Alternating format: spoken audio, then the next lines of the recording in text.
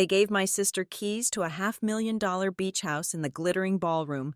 I just asked for $5,000 to keep 2 employees on payroll. And the laughter erupted like I'd told a cheap joke. That night, I drove away from the Santa Barbara Bay, fireworks behind me, and promised myself, 6 months, I'd return, not to ask, but to decide. A house does not need applause to stand. It needs a foundation. Mine would be built from every no they threw at me. My name is Delilah Patterson, and I am a ghost in a gold-plated machine. I am 29 years old, and tonight, I am the maid of honor. The ballroom at the Montecito Resort is not just bright, it is oppressively bright. A universe of articulated gold and flawless glass.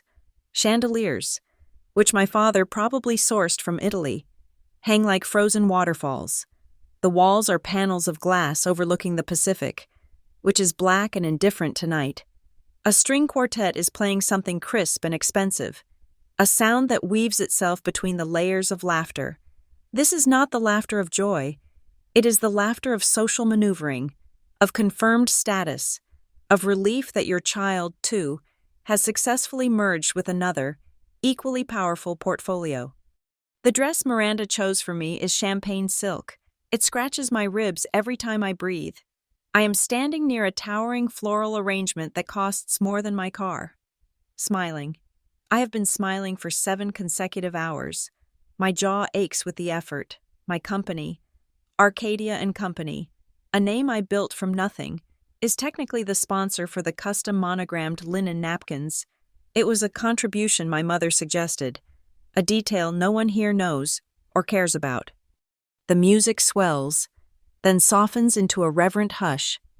My father, Victor Patterson, steps into the center of the dance floor. He taps the microphone with a practiced, confident rhythm. He has the effortless charm of a man who has never, in his entire life, been told no. Elaine and I, he begins, his voice booming slightly, wanted to offer Miranda and James something a little more permanent than champagne flutes to mark this occasion. My mother, Elaine, is beside him, radiant in a sapphire blue gown that matches her eyes. She looks at my younger sister, Miranda, with a kind of blinding, focused adoration that has always skipped right over me. She is beaming, a perfect portrait of maternal pride. Miranda, darling, my mother says, her voice trembling with practiced emotion as a waiter presents her with a dark, heavy velvet box. It is not a ring box. It is larger, substantial. We know how much you've always loved the coast. Miranda performs her surprise flawlessly. Her hands, tipped with perfect French nails, fly to her mouth. Oh, Daddy, you didn't. The box opens. It is not jewelry. It is a set of antique brass keys, heavy and ornate, resting on a bed of white satin. A small beach cottage, Victor says, letting the word small hang in the air with a deliberate, casual arrogance that makes the room inhale. Carmel by the sea, nothing grand, just a place to escape. The room erupts. It is not just applause. It is a sharp, collective gasp of admiration. The photographers flash strobes relentlessly, a frantic series of pops capturing the manufactured tears rolling down Miranda's cheeks. I do the math instantly. A cold, automatic calculation. A beach cottage in Carmel. $500,000. Minimum. $500,000. Given away as easily as a toaster, as a wedding favor. Miranda launches herself at them, a tangle of white lace and ecstatic, breathless sobs. It's perfect. It's everything. It's perfect. I clap. My hands are moving, hitting each other in the correct rhythm for the occasion, but they feel distant, numb, like they belong to someone else. My palms are sweating, but my hands are shaking. It is not a visible shake, just a fine, internal tremor that starts in my stomach, born of stomach acid and a sudden, cold adrenaline. I am happy for her. I must be. I am her sister. But I am also, in this moment, suffocating. The air in this $1 million room is too thin to breathe.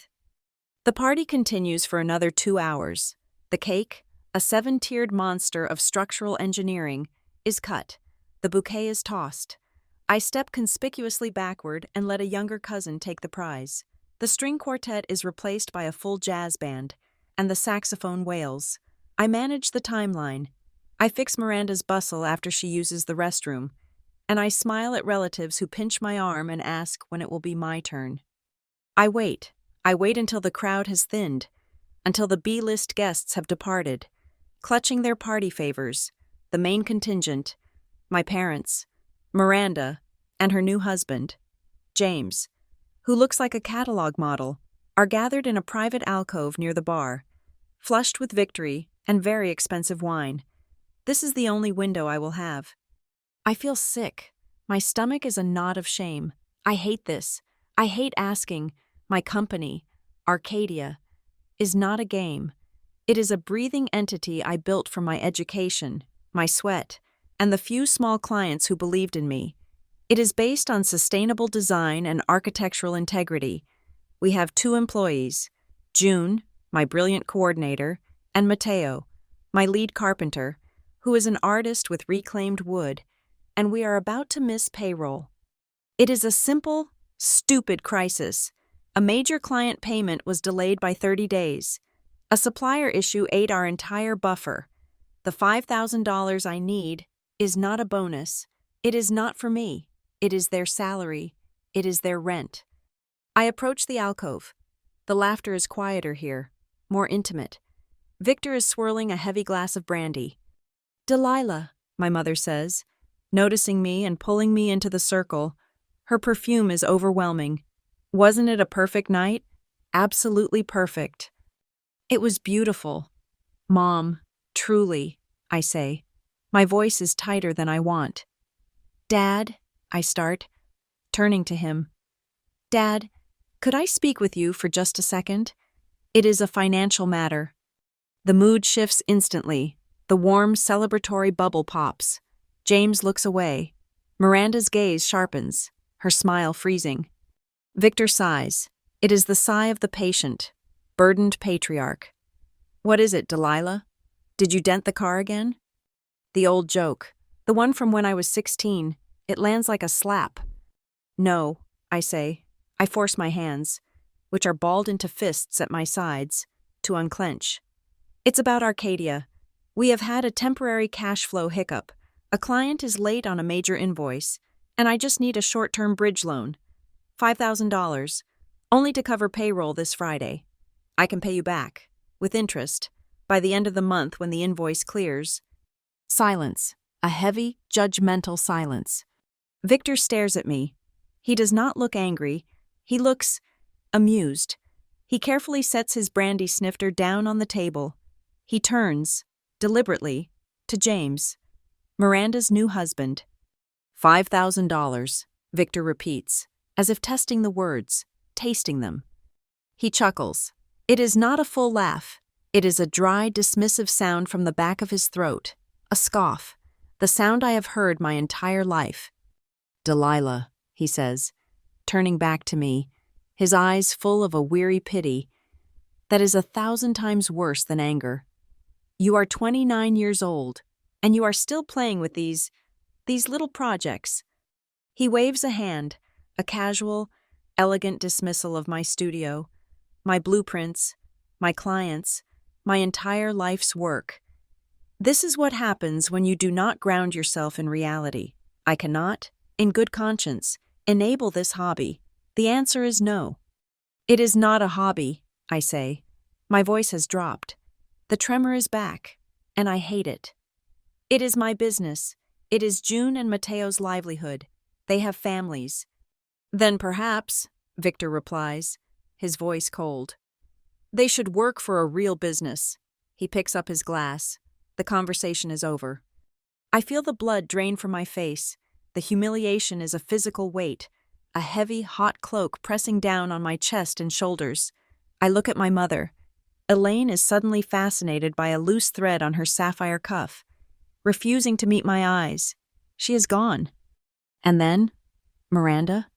She leans in close to me, her cloud of expensive gardenia perfume enveloping me. She places her perfectly manicured hand on my arm, the picture of sisterly concern. She whispers, so only I can hear it, her voice laced with that saccharine, toxic pity I know so well. Dee, maybe he is right. It is just so much stress for you, all the time. Maybe it is time to try a real job. I am sure James could find you something in marketing. A real job. The antique brass keys to the $500,000 cottage are sitting on the table, right next to her half-empty champagne flute. I do not say anything. I do not cry. I do not argue. I just nod. Once, I pull my arm away from her touch, the silk of my dress sliding against hers. Excuse me, I murmur. I need some air. I walk out of the ballroom. I do not run. I walk, my spine rigid, the champagne-colored dress feeling like a suit of armor I can barely move in. The sound of the band, the insistent thrum of the bass and the wail of the saxophone, follows me. I push through the heavy glass doors and out onto the stone veranda. The cold Santa Barbara night air hits me like a physical blow. It is sharp, tasting of salt and distant diesel from the harbor. It does not cool the burn in my cheeks. It just makes my skin feel tight and foreign. I stand by the valet stand, breathing, just breathing, in, out. My lungs feel constricted. A young valet, maybe 20 years old, looks up from his podium. He sees me, shivering slightly in the thin dress, the mask of the maid of honor completely, irrevocably gone. Miss Patterson? He asks. His voice is quiet, respectful. Are you all right? Can I get you your car? The simple human kindness from a complete stranger is what undoes me. My eyes flood, hot and sudden, blurring the lights of the resort. Yes, please, I manage to say, my voice thick. The gray hatchback, Delilah Patterson. He nods, no judgment in his eyes, and runs off to the lot.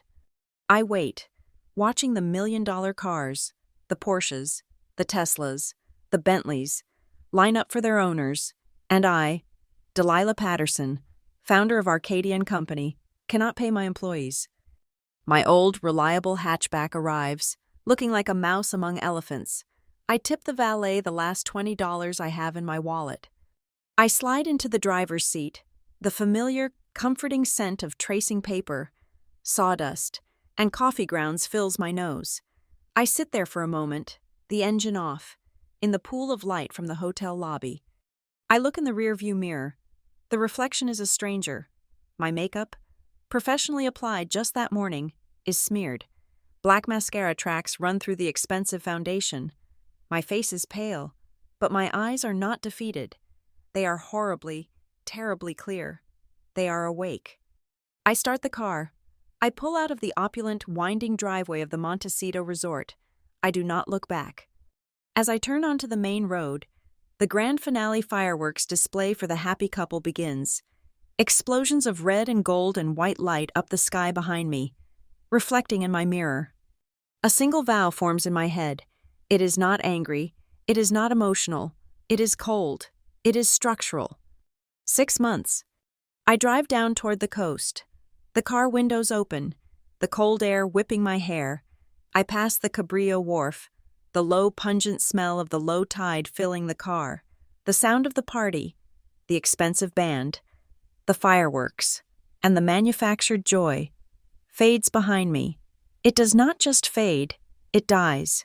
It sounds like a funeral dirge, the slow, brassy notes for the death of my own innocence, the death of the part of me that still, stupidly, believed that if I just worked hard enough, if I just built something beautiful enough, they would finally see me.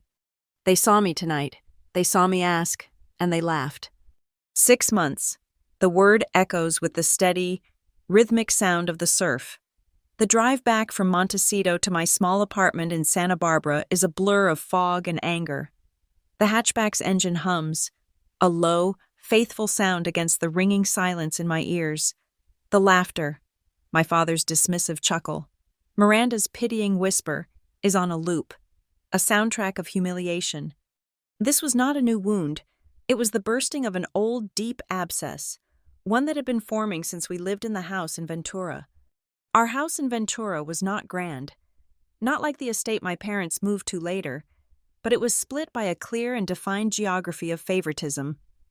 Miranda's room faced the ocean.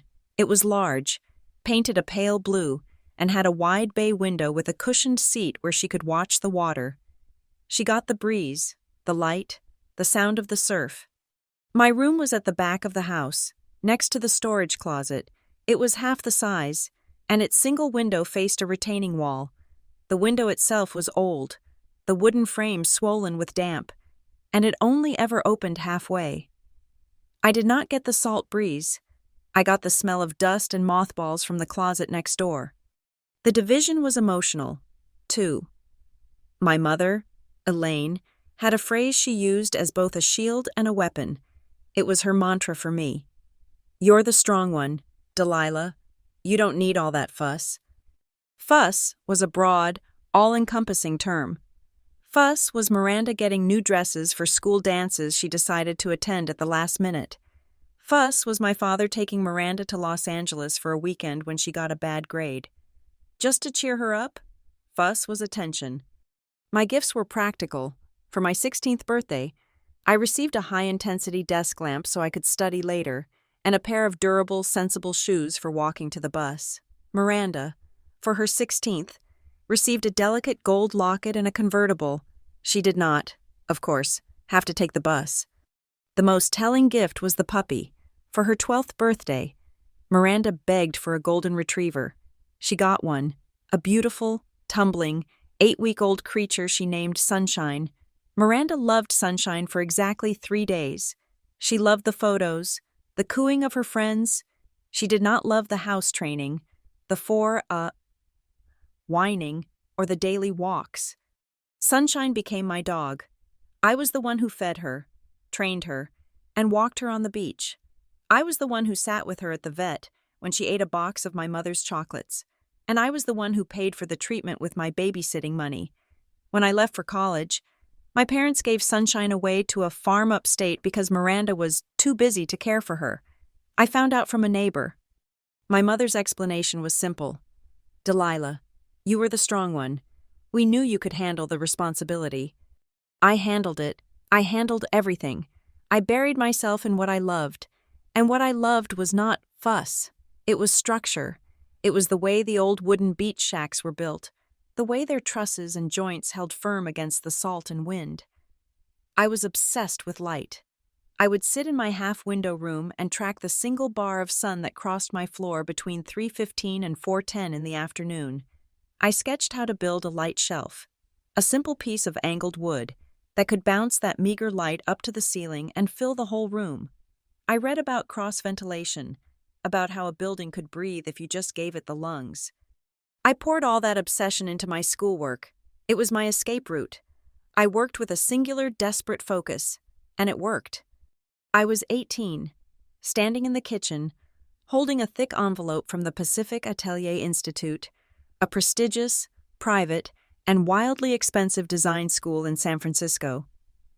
My hands were shaking. I had not just been accepted. I had been given a full, 4-year scholarship, room, board, tuition, everything. It was a golden ticket. It was validation. It was, I thought, the one thing that would finally make them see. I ran into the living room, where my parents and Miranda were deep in a planning session. "I got it," I said, breathless, waving the letter. "I got the scholarship, the full one, to Pacific Atelier. I'm going." My mother looked up, her brow furrowed, a swatch of lavender fabric in her hand. "Oh, Delilah, that's wonderful, dear." She gave me a brief, distracted smile. "Victor, did you hear that?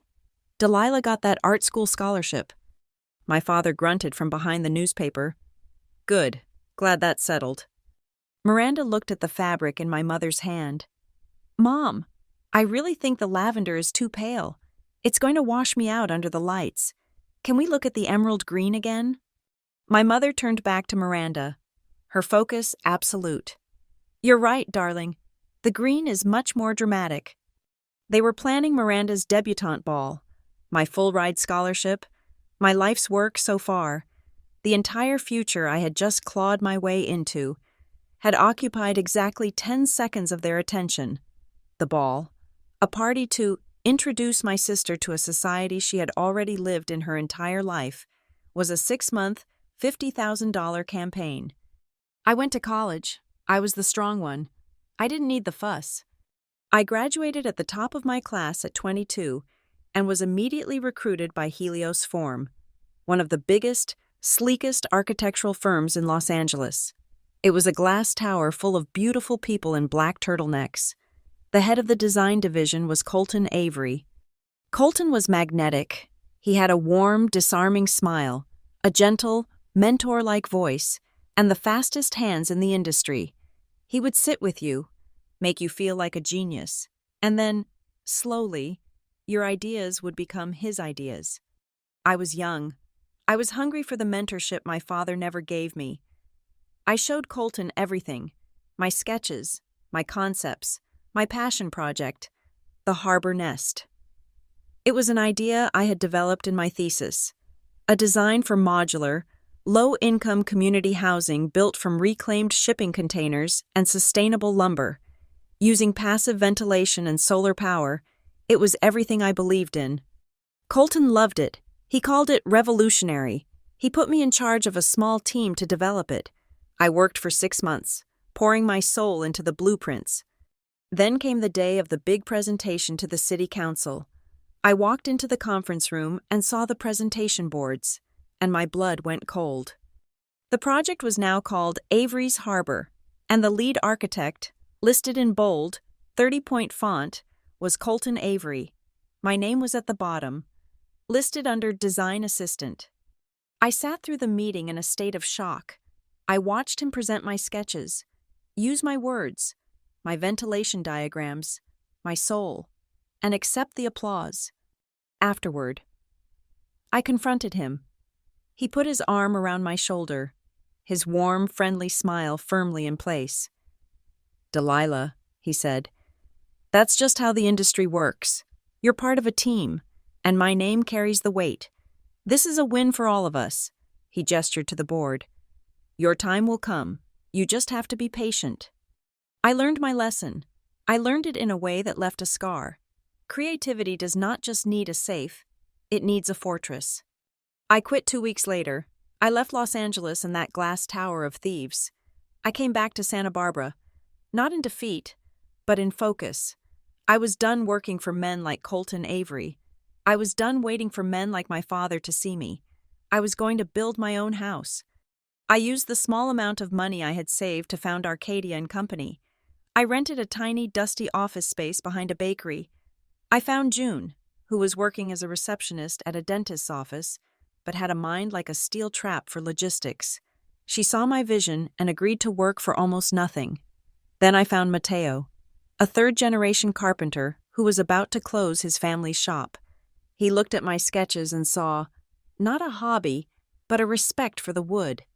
Our opening day was a Friday in March.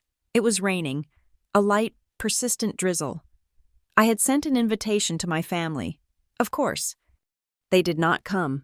They were in Aspen. Miranda had decided she wanted to learn to ski.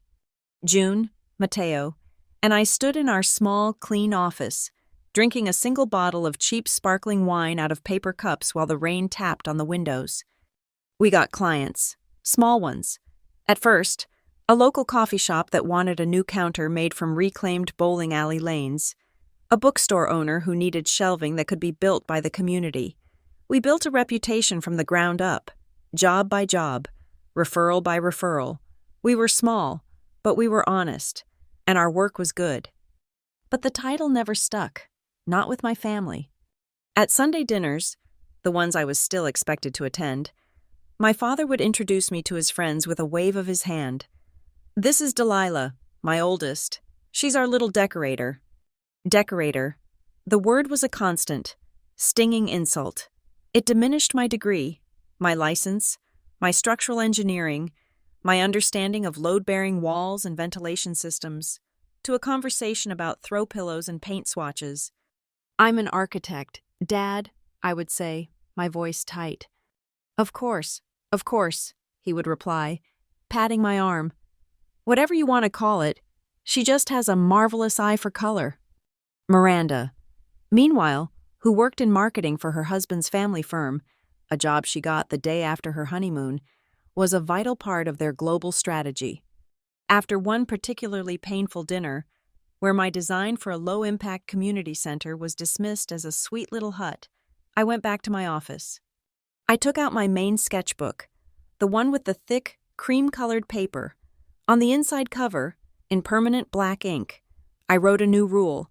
It was the lesson Colton Avery had taught me, refined by the condescension of my father. Keep the core on paper. It meant the real work, the soul of the idea, the part that mattered, would never go into an email. It would never be shared in a preliminary meeting. It would stay here, in my hand, on paper, drawn by me, until the contract was signed and the safe was secure. It was my one defense. I looked at the words, and then drove home from the wedding. The night air cold and sharp in my lungs. That sketchbook was on the passenger seat next to me. It was all I had left, and it was about to become my foundation. I did not sleep. The drive home ended in silence, the adrenaline from the confrontation bleeding out, leaving the cold, damp ache of humiliation. I sat in my small apartment, the champagne-colored silk dress a grotesque, expensive pile on the floor, and watched the gray light of 6 a.m. crawl across the walls. The party was over. The problem remained. I opened my laptop. The screen flared to life, illuminating the spreadsheet that governed my existence. It was a sea of red. The numbers were stark, simple, and unforgiving. Our operating account, negative $312, our credit line, maxed. The client invoice, the one that was supposed to clear last week, was still marked pending, and then, the two facts that mattered. Payroll, due, Friday, amount required, $5,000. 4 days. 4 days to find $5,000. The sheer, sickening absurdity of it was a physical weight. $500,000 for a house that would be used maybe 4 weekends a year. Given away with a laugh. $5,000 to pay 2 human beings for their skilled labor. Denied with a scoff. The sealed furnace in my chest, where the anger and shame had been compressed, began to burn hot, but I did not cry. Crying was a luxury. Crying was fuss. I was the strong one. I was at the office by 7:30 a.m. June was already there, a styrofoam cup of coffee in her hand, her face pale.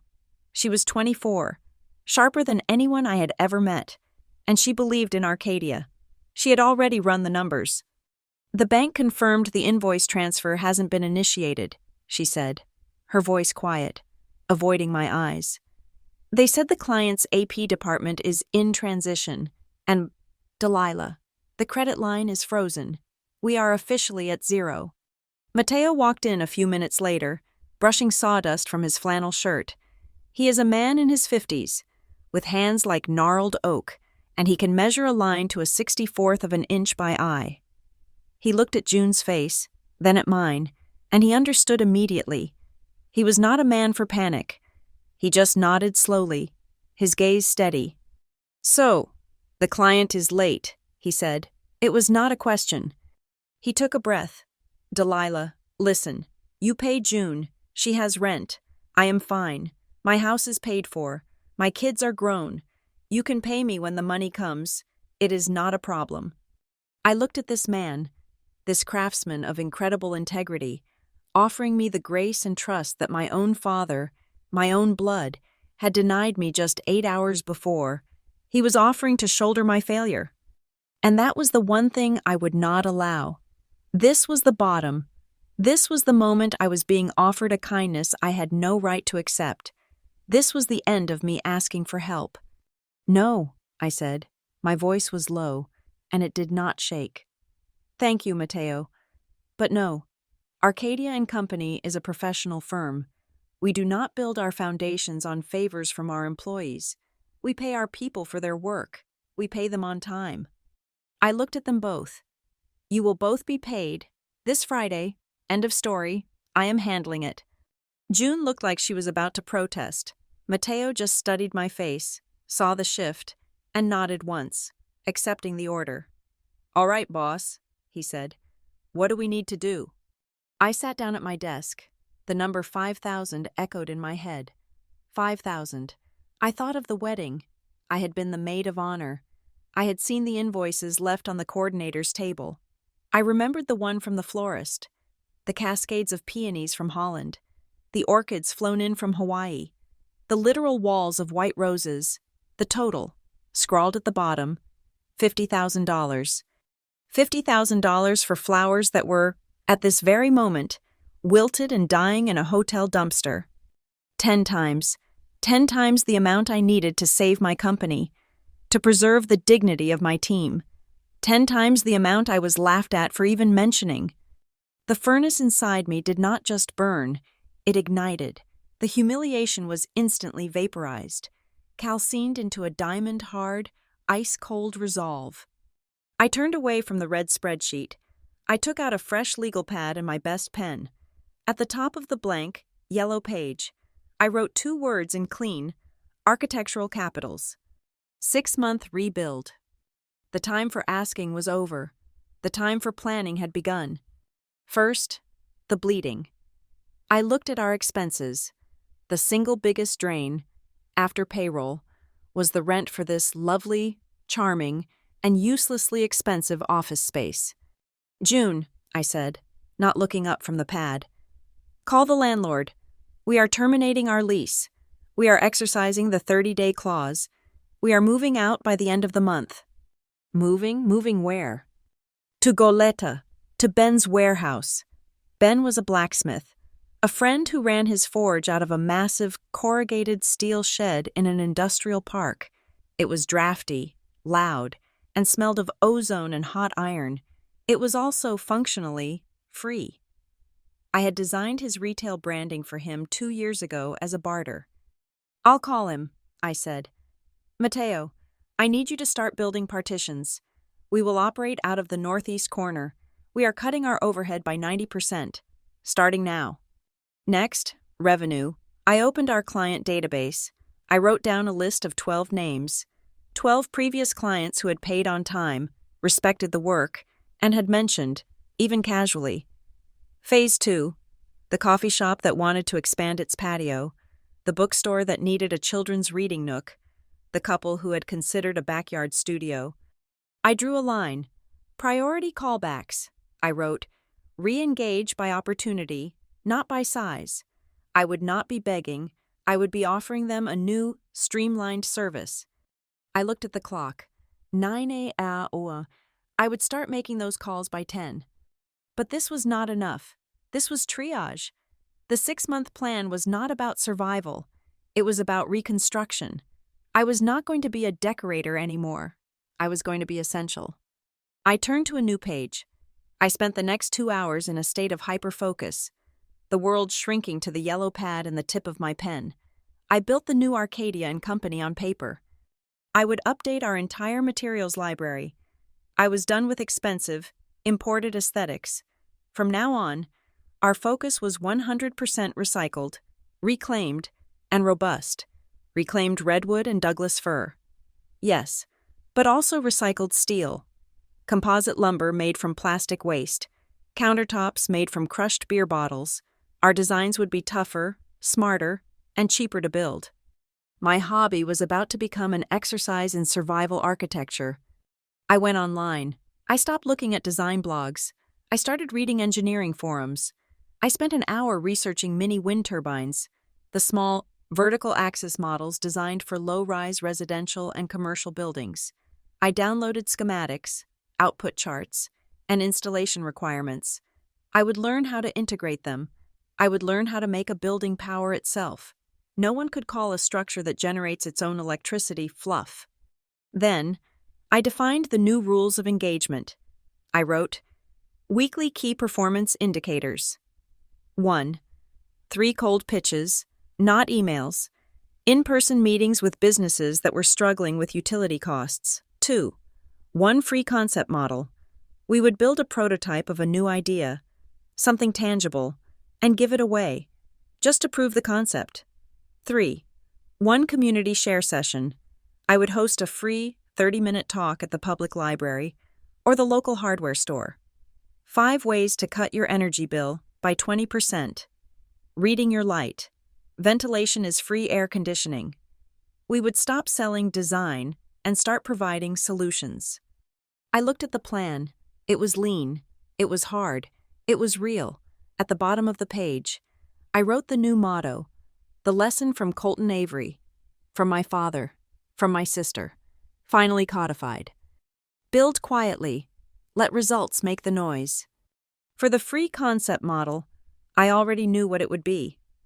I pulled out my old sketchbook, the one with the rule about keeping the core on paper.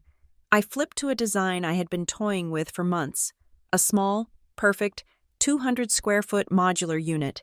It was designed to be built entirely from reclaimed lumber, assembled in less than a week, and to operate with near-zero energy needs. It was an office, a studio, a guest house, an emergency shelter. I labeled it the Seabright Module. "Mateo," I called out. He was at the drafting table, sketching out a cut list. "How fast can we build a prototype of this?" He studied the drawing for a long minute, his calloused finger tracing the lines. "If we use the wood I saved from the Ojai teardown, 3 weeks, maybe 2. "Good," I said. "Start today." We spent the rest of the day in a flurry of focused, desperate activity. June was on the phone, negotiating with the landlord and scheduling the move. Mateo was in the back, the sound of his saw a welcome. Productive scream.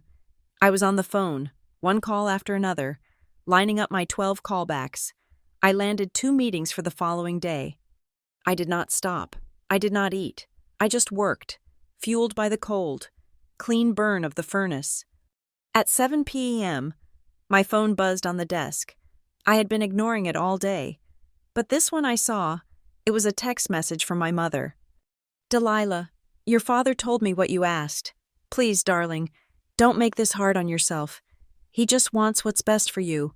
Why don't you just take a break from that little shop and think about what Miranda suggested? A real job would have real security. Don't make this hard on yourself. That little shop, a real job." The old, familiar shame tried to rise, to tell me she was right, that I was a failure, that I was playing a child's game. I looked at the text message.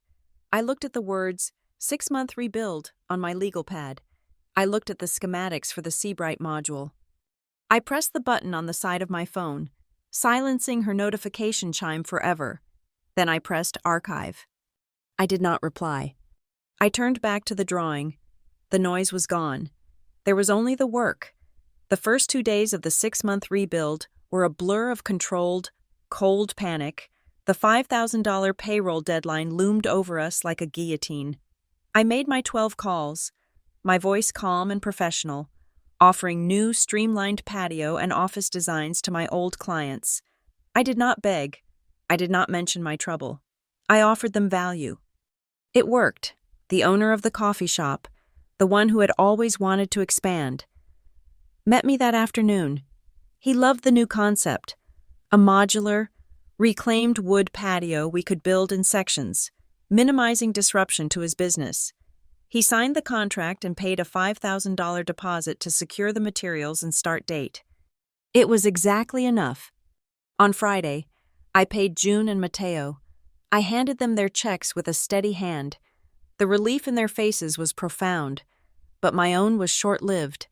I had bought us time, but I had not solved the problem. I had not changed the foundation. I had just patched a single, gaping crack. The following week, I executed the next step of the plan. KPI number 3, the community share session. I had booked the basement multipurpose room at the Goleta Public Library for a Tuesday evening.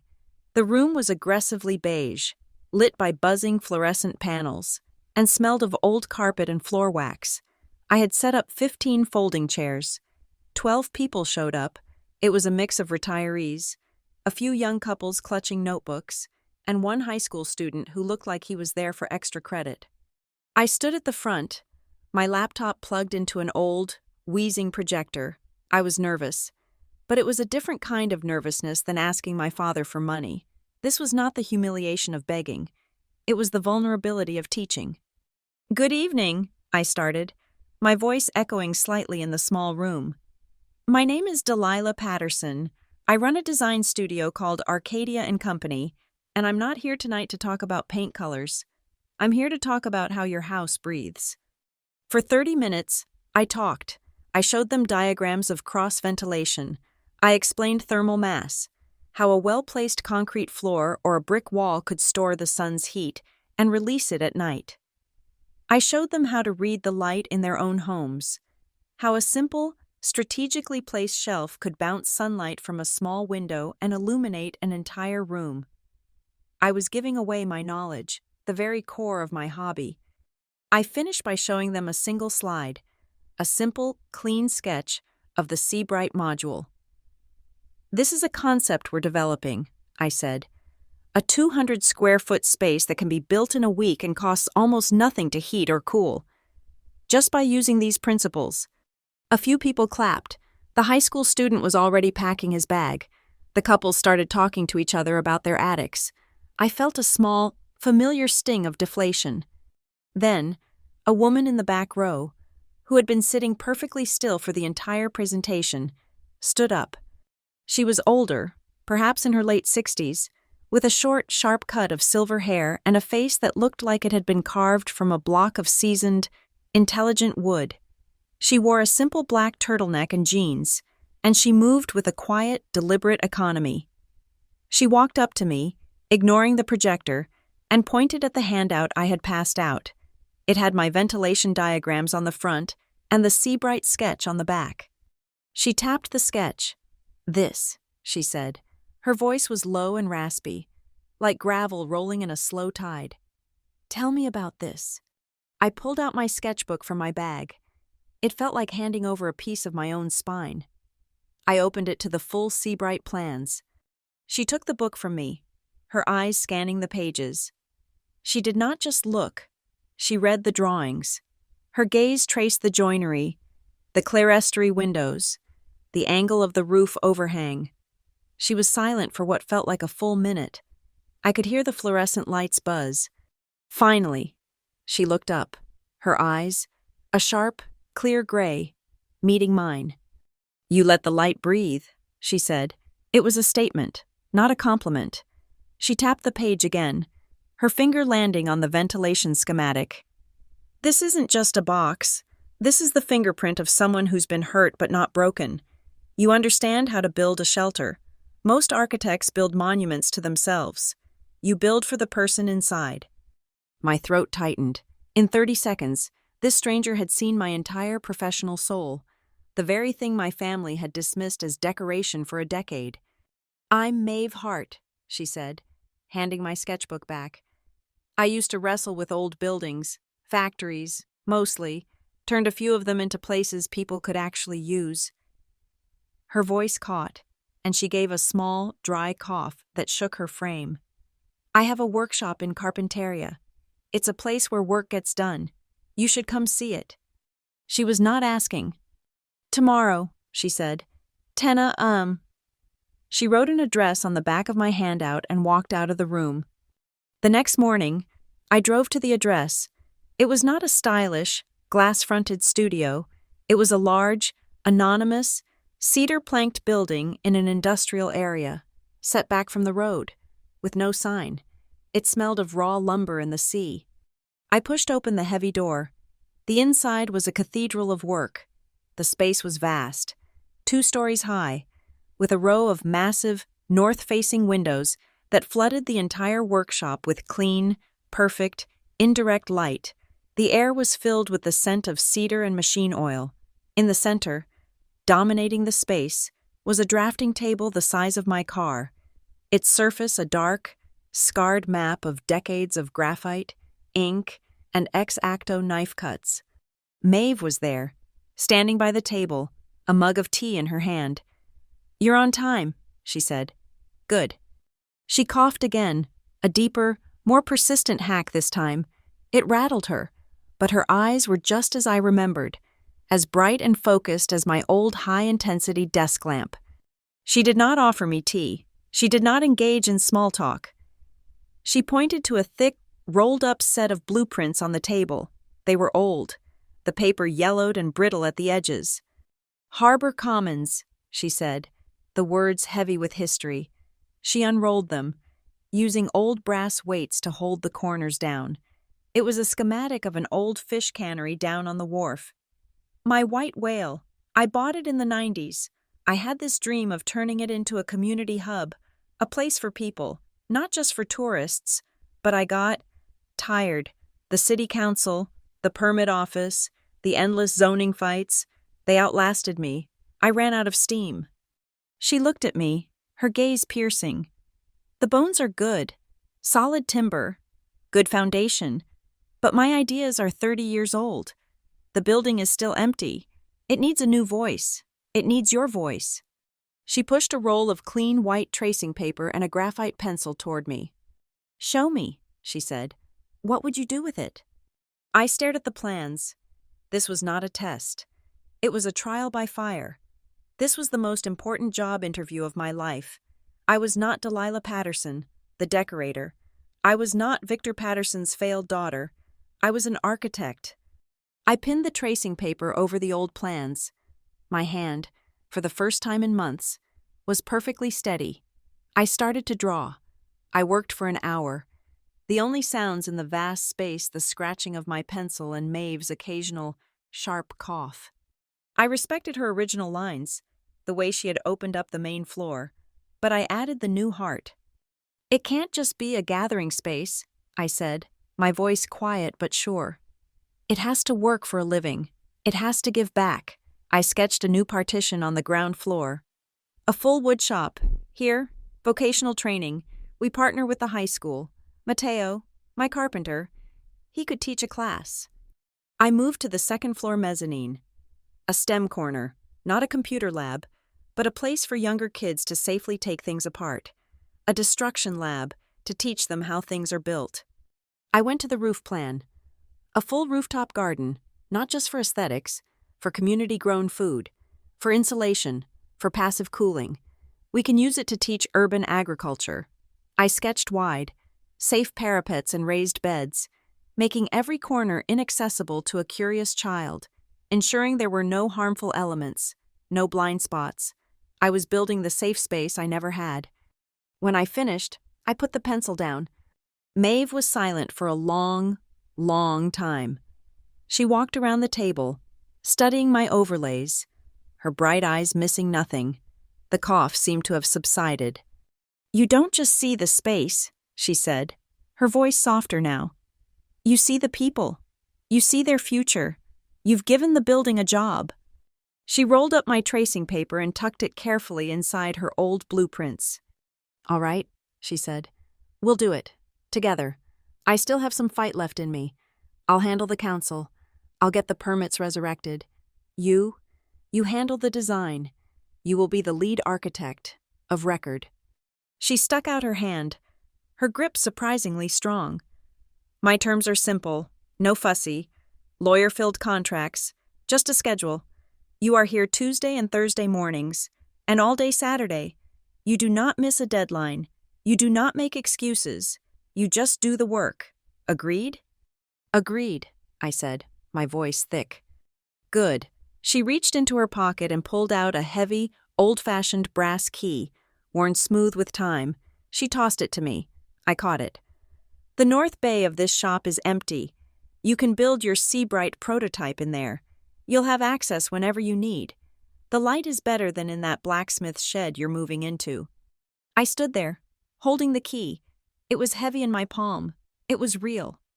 One more thing, she said, pulling out an old flip phone. She punched a number. Art? Maeve.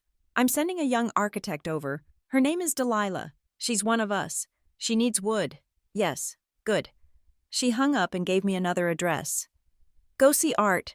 He runs the reclamation yard. Tell him I sent you.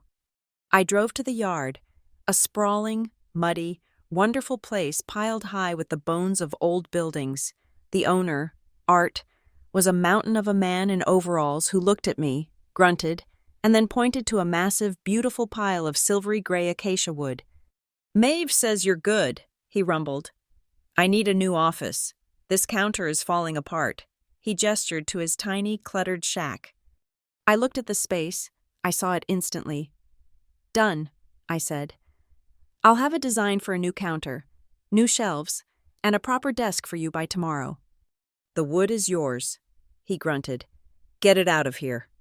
That night, I sat in the chaotic, half-packed boxes of my old office, the smell of Ben's Forge drifting in from next door. I had payroll for the month. I had a new, free workshop. I had a donation of beautiful, expensive hardwood. And I had the Harbor Commons project. I opened my sketchbook to the 6-month rebuild plan. I thought about Maeve's key, heavy in my pocket. I was not just building to survive. I was not building to prove to my father that my work was real. I was building to create. I was building to matter. Under my motto. I wrote a new line, the lesson Maeve had just given me without saying a word. Learn to pass on, not to prove. The following month was a brutal, clarifying grind. We moved Arcadia and Company from our charming, high-rent office into the cold, cavernous corner of Ben's Forge. The air was permanently tinged with the smell of hot metal and ozone, and the sound of Ben's power hammer punctuated our day like an industrial heartbeat. It was perfect. June, unfazed, set up our small network in what was essentially a steel box. She stopped answering the phone with a polite, Arcadia and Company, how may I help you? And started answering with a crisp, Arcadia, this is June. She was not a receptionist anymore. She was a command center. She spent a week building a new customer relationship management system from scratch, a lean, effective database that tracked our new, aggressive outreach. In Maeve's workshop, the North Bay transformed. Under those high, clear windows, Mateo and I worked with Art's reclaimed acacia wood. We were not just building a model. We were building the soul of the new Arcadia. The Seabright module rose from the concrete floor, a testament to intelligent constraint. Mateo's joints were so precise they looked fused, the silvery wood fitting together like a puzzle. It was exactly as I had designed it, a 200-square-foot structure that one could live in, work in, or heal in. We assembled the primary frame in 2 days. The genius of it was the simplicity. The clear estuary windows faced south, capturing the low winter sun, while the deep, calculated roof overhang would block the high summer sun completely. The ventilation was a simple, manual system of low intakes and a high, solar-powered exhaust vent. It created a constant, gentle, natural flow of air. It was a building that breathed on its own.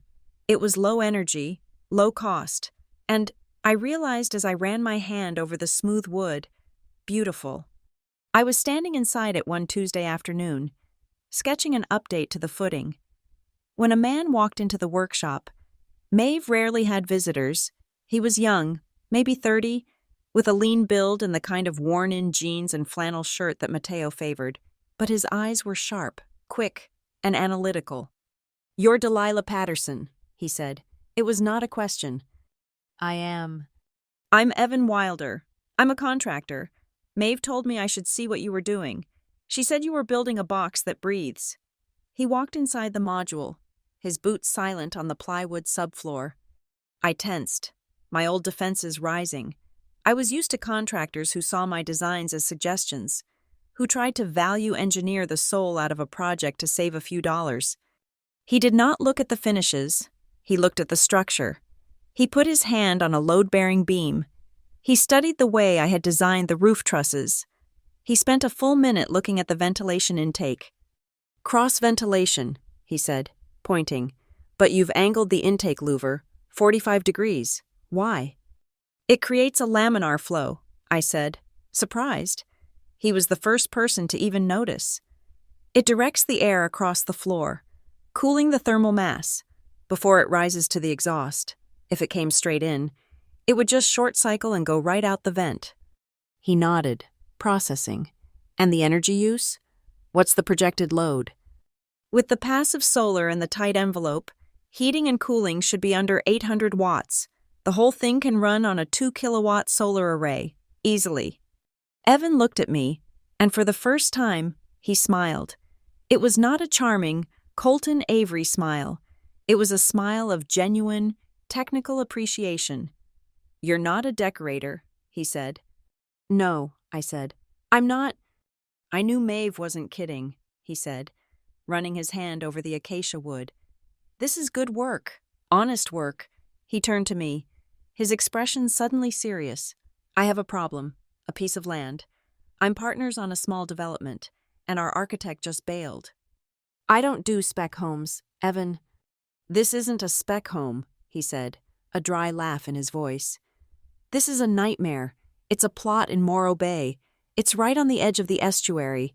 The soil is terrible. Mostly unconsolidated fill and silt. And the wind. It comes off the water at a steady 20 miles an hour, all afternoon, every day. Nothing wants to stand there." "And you want me to look at it?"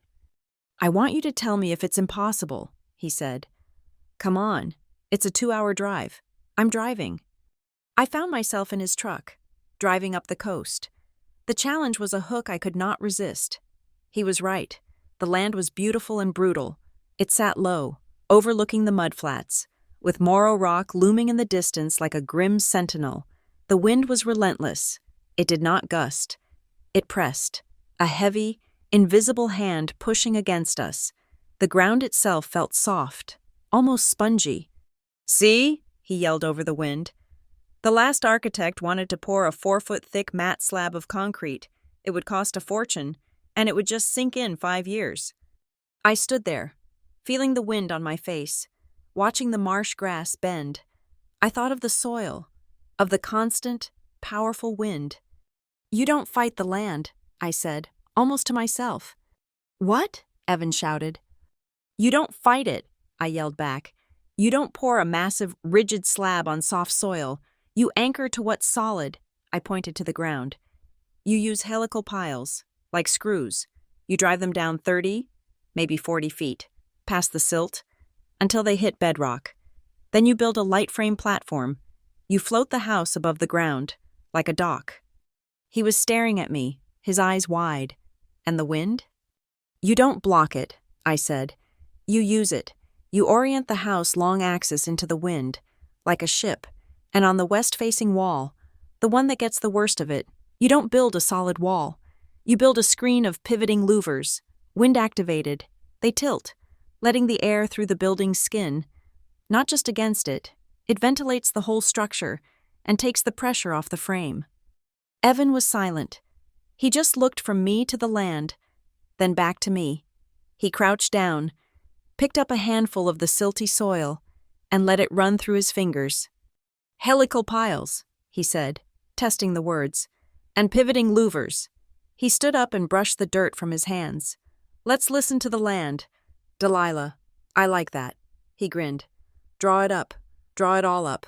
I'll get the soil engineer." I came back to the workshop that night energized, my mind racing. This was it, a real project, built on real principles, with a partner who spoke my language. I was sketching the helical pile connections when June found me. She was holding her phone, her face ashen. "Delilah," she said, her voice small. "You need to see this." She handed me the phone. It was open to a major architectural news blog. The headline was huge. "Colton Avery and Helios form Unveil the Nest, a revolutionary green housing project." My blood went cold. I scrolled. There it was, my project, my harbor nest, the one I had poured my soul into 3 years ago, the one he had stolen, put his name on, and presented to the city. Now, he was rebranding it for a massive corporate client. I saw my sketches, rendered in glossy, hyper-realistic detail, my ventilation diagrams, my passive solar strategy. My name, of course, was nowhere. The article quoted him. "The nest concept came to me in a flash of inspiration." Colton said, "It's about creating a sustainable, breathing community for the modern age." I felt the old familiar bile rise in my throat. He had kept my files. He had waited 3 years, and now he was launching it. He had sent that email draft, and I, in my youthful, trusting stupidity, had attached the full concept deck. "Delilah," June said, her voice shaking with rage. This is criminal. We have to sue him. We have to call them. We have to do something. I looked at the screen. I saw Colton's smug, smiling face. I saw my work, stolen and repackaged, and then I looked at my own hands, smudged with graphite from sketching Evan's project. No, I said. No? What do you mean? No, he's stealing from you. He already stole from me. June, I said, my voice quiet and cold. He stole a digital file. He stole an old idea. But he doesn't have the core. I tapped my sketchbook, the one with the rule written on the cover. I learned my lesson from him. The real work, the new work, the work that matters. It stays on paper. It stays in my head. It doesn't get emailed. It doesn't live on a server he can access. I closed the article and handed her the phone. He can have the nest. It's a 3-year-old idea. We are already building something better. Let him make noise. We will build. My resolve felt good, but the incident rattled me. It was a reminder that the world was full of Coltons. I went to Maeve the next day, the Harbor Commons blueprints in my hand. I told her what had happened. She was not surprised. She just nodded, her gaze uncompromising. He showed you his weakness, she said. He has no new ideas. You do, but that's not the lesson here. The lesson is that you are now preparing to build something in public, and you must be bulletproof. What do you mean? I mean, she said, tapping the Harbor Commons plans, that when you build something that matters, the jackals will come. They will be city inspectors, jealous competitors, petty bureaucrats. They will try to find a flaw. Your job is to make sure there are no flaws to find. She spent the next 2 weeks teaching me how to pass inspection. It was a brutal, exacting education. We did not talk about aesthetics.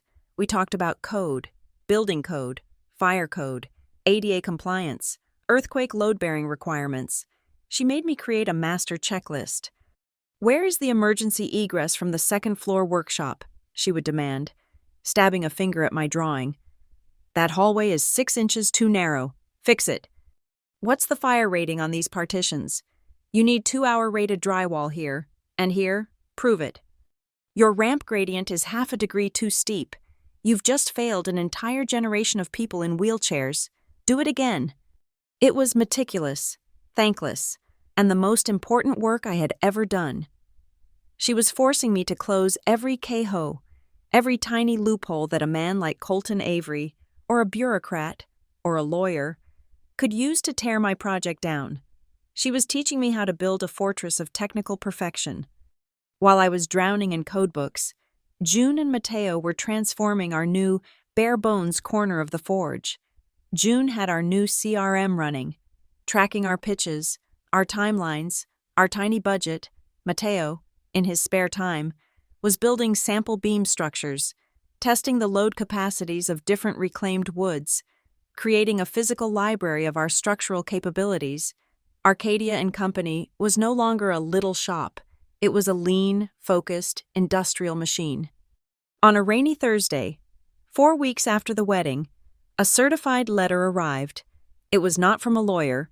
It was from the city. I opened it, my hands slick with sweat. Dear Ms. Patterson, it read, Maeve Hart has formally submitted your revised proposal for the Harbor Commons project. The City Council's Neighborhood Committee invites you to present your plans at the next public hearing. My heart stopped. This was it. I spent the next week preparing. I took my complex, technical drawings and simplified them. I built a narrative. I stood in the empty workshop, practicing my speech to an audience of welding tanks and steel beams. My first draft was full of technical jargon, defensive statistics, and angry, passionate justifications. It was terrible. I threw it out and started again. I remembered Maeve's lesson. I remembered Evan's. I remembered the people in the library. I would not be defensive. I would not be flashy. I would just be honest. The night before the presentation, Maeve came by the forge. The air was cold. I ran through the presentation for her one last time. I did not talk about sustainability as a buzzword. I did not mention Colton Avery. I did not talk about my vision. Harbor Commons is a building that needs a job, I began, my voice steady.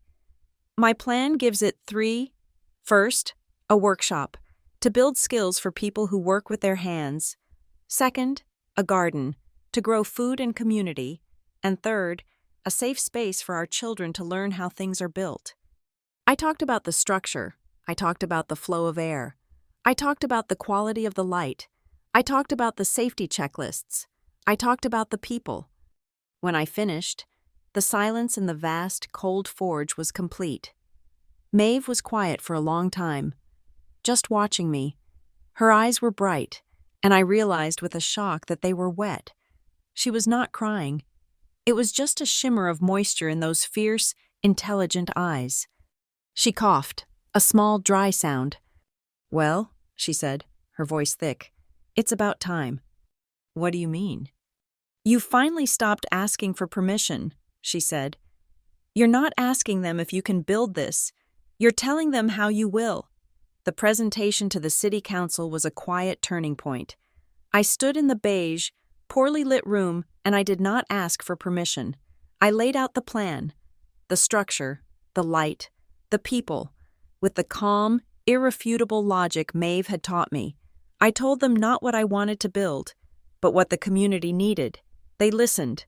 There was no applause, but there was a series of slow, thoughtful nods.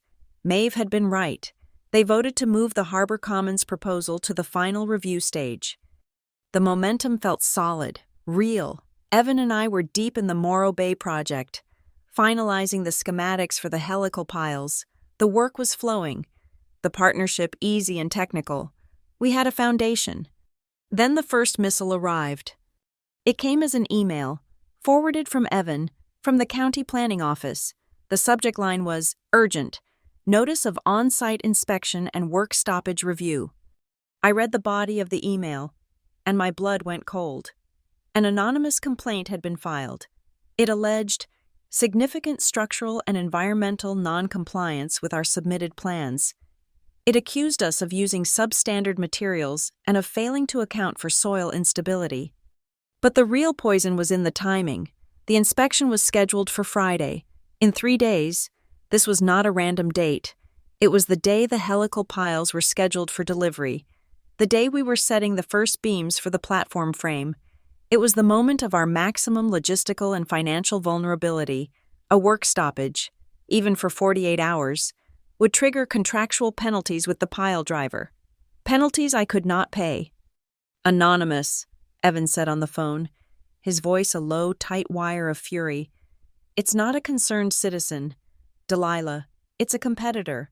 Someone who knows the schedule. Someone who knows exactly where to stick the knife." Or someone in Los Angeles, I thought, who had just seen his name attached to my stolen idea and did not like me getting traction. It was Colton Avery's signature, a procedural attack designed to bleed me dry, to bury me in paperwork and delays until I choked. That night, our corner of the forge felt like a war room. The smell of hot steel was sharp, laced with the bitter scent of panic. Evan, June, Mateo, and I stood under a single, harsh work light.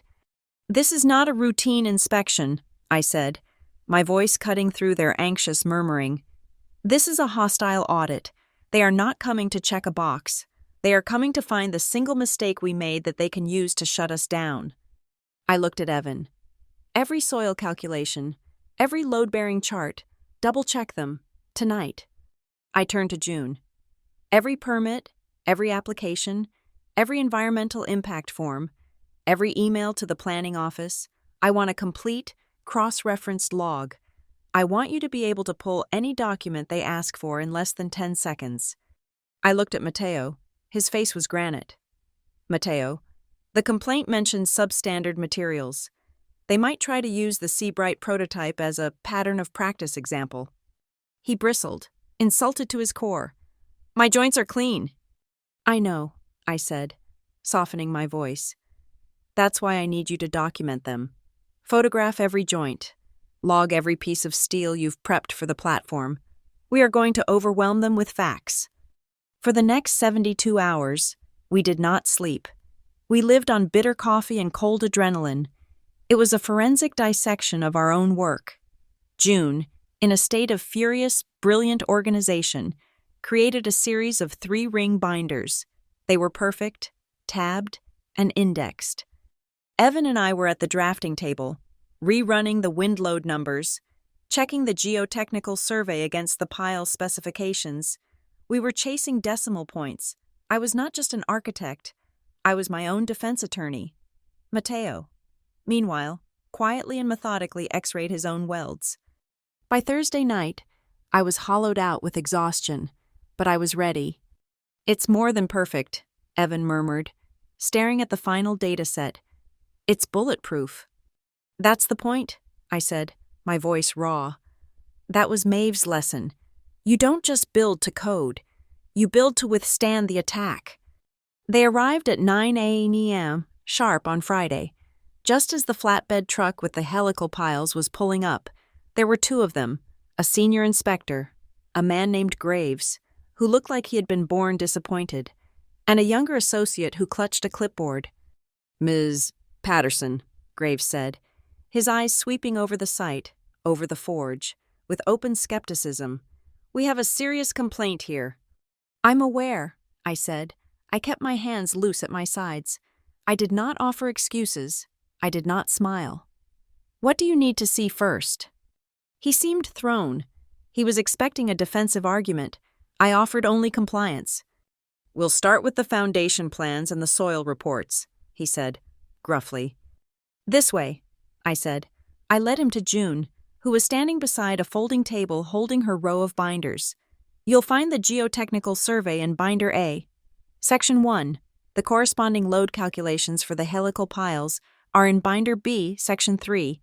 The environmental impact statement on the estuary is in Binder C, Section 2. The younger inspector fumbled. June calmly pulled Binder A, opened it to the correct tab, and handed it to him. Graves spent 20 minutes reading, his brow furrowing. He found nothing. I saw his jaw tighten. He had come for a quick kill, and I had handed him a library. "The complaint mentioned materials," he snapped.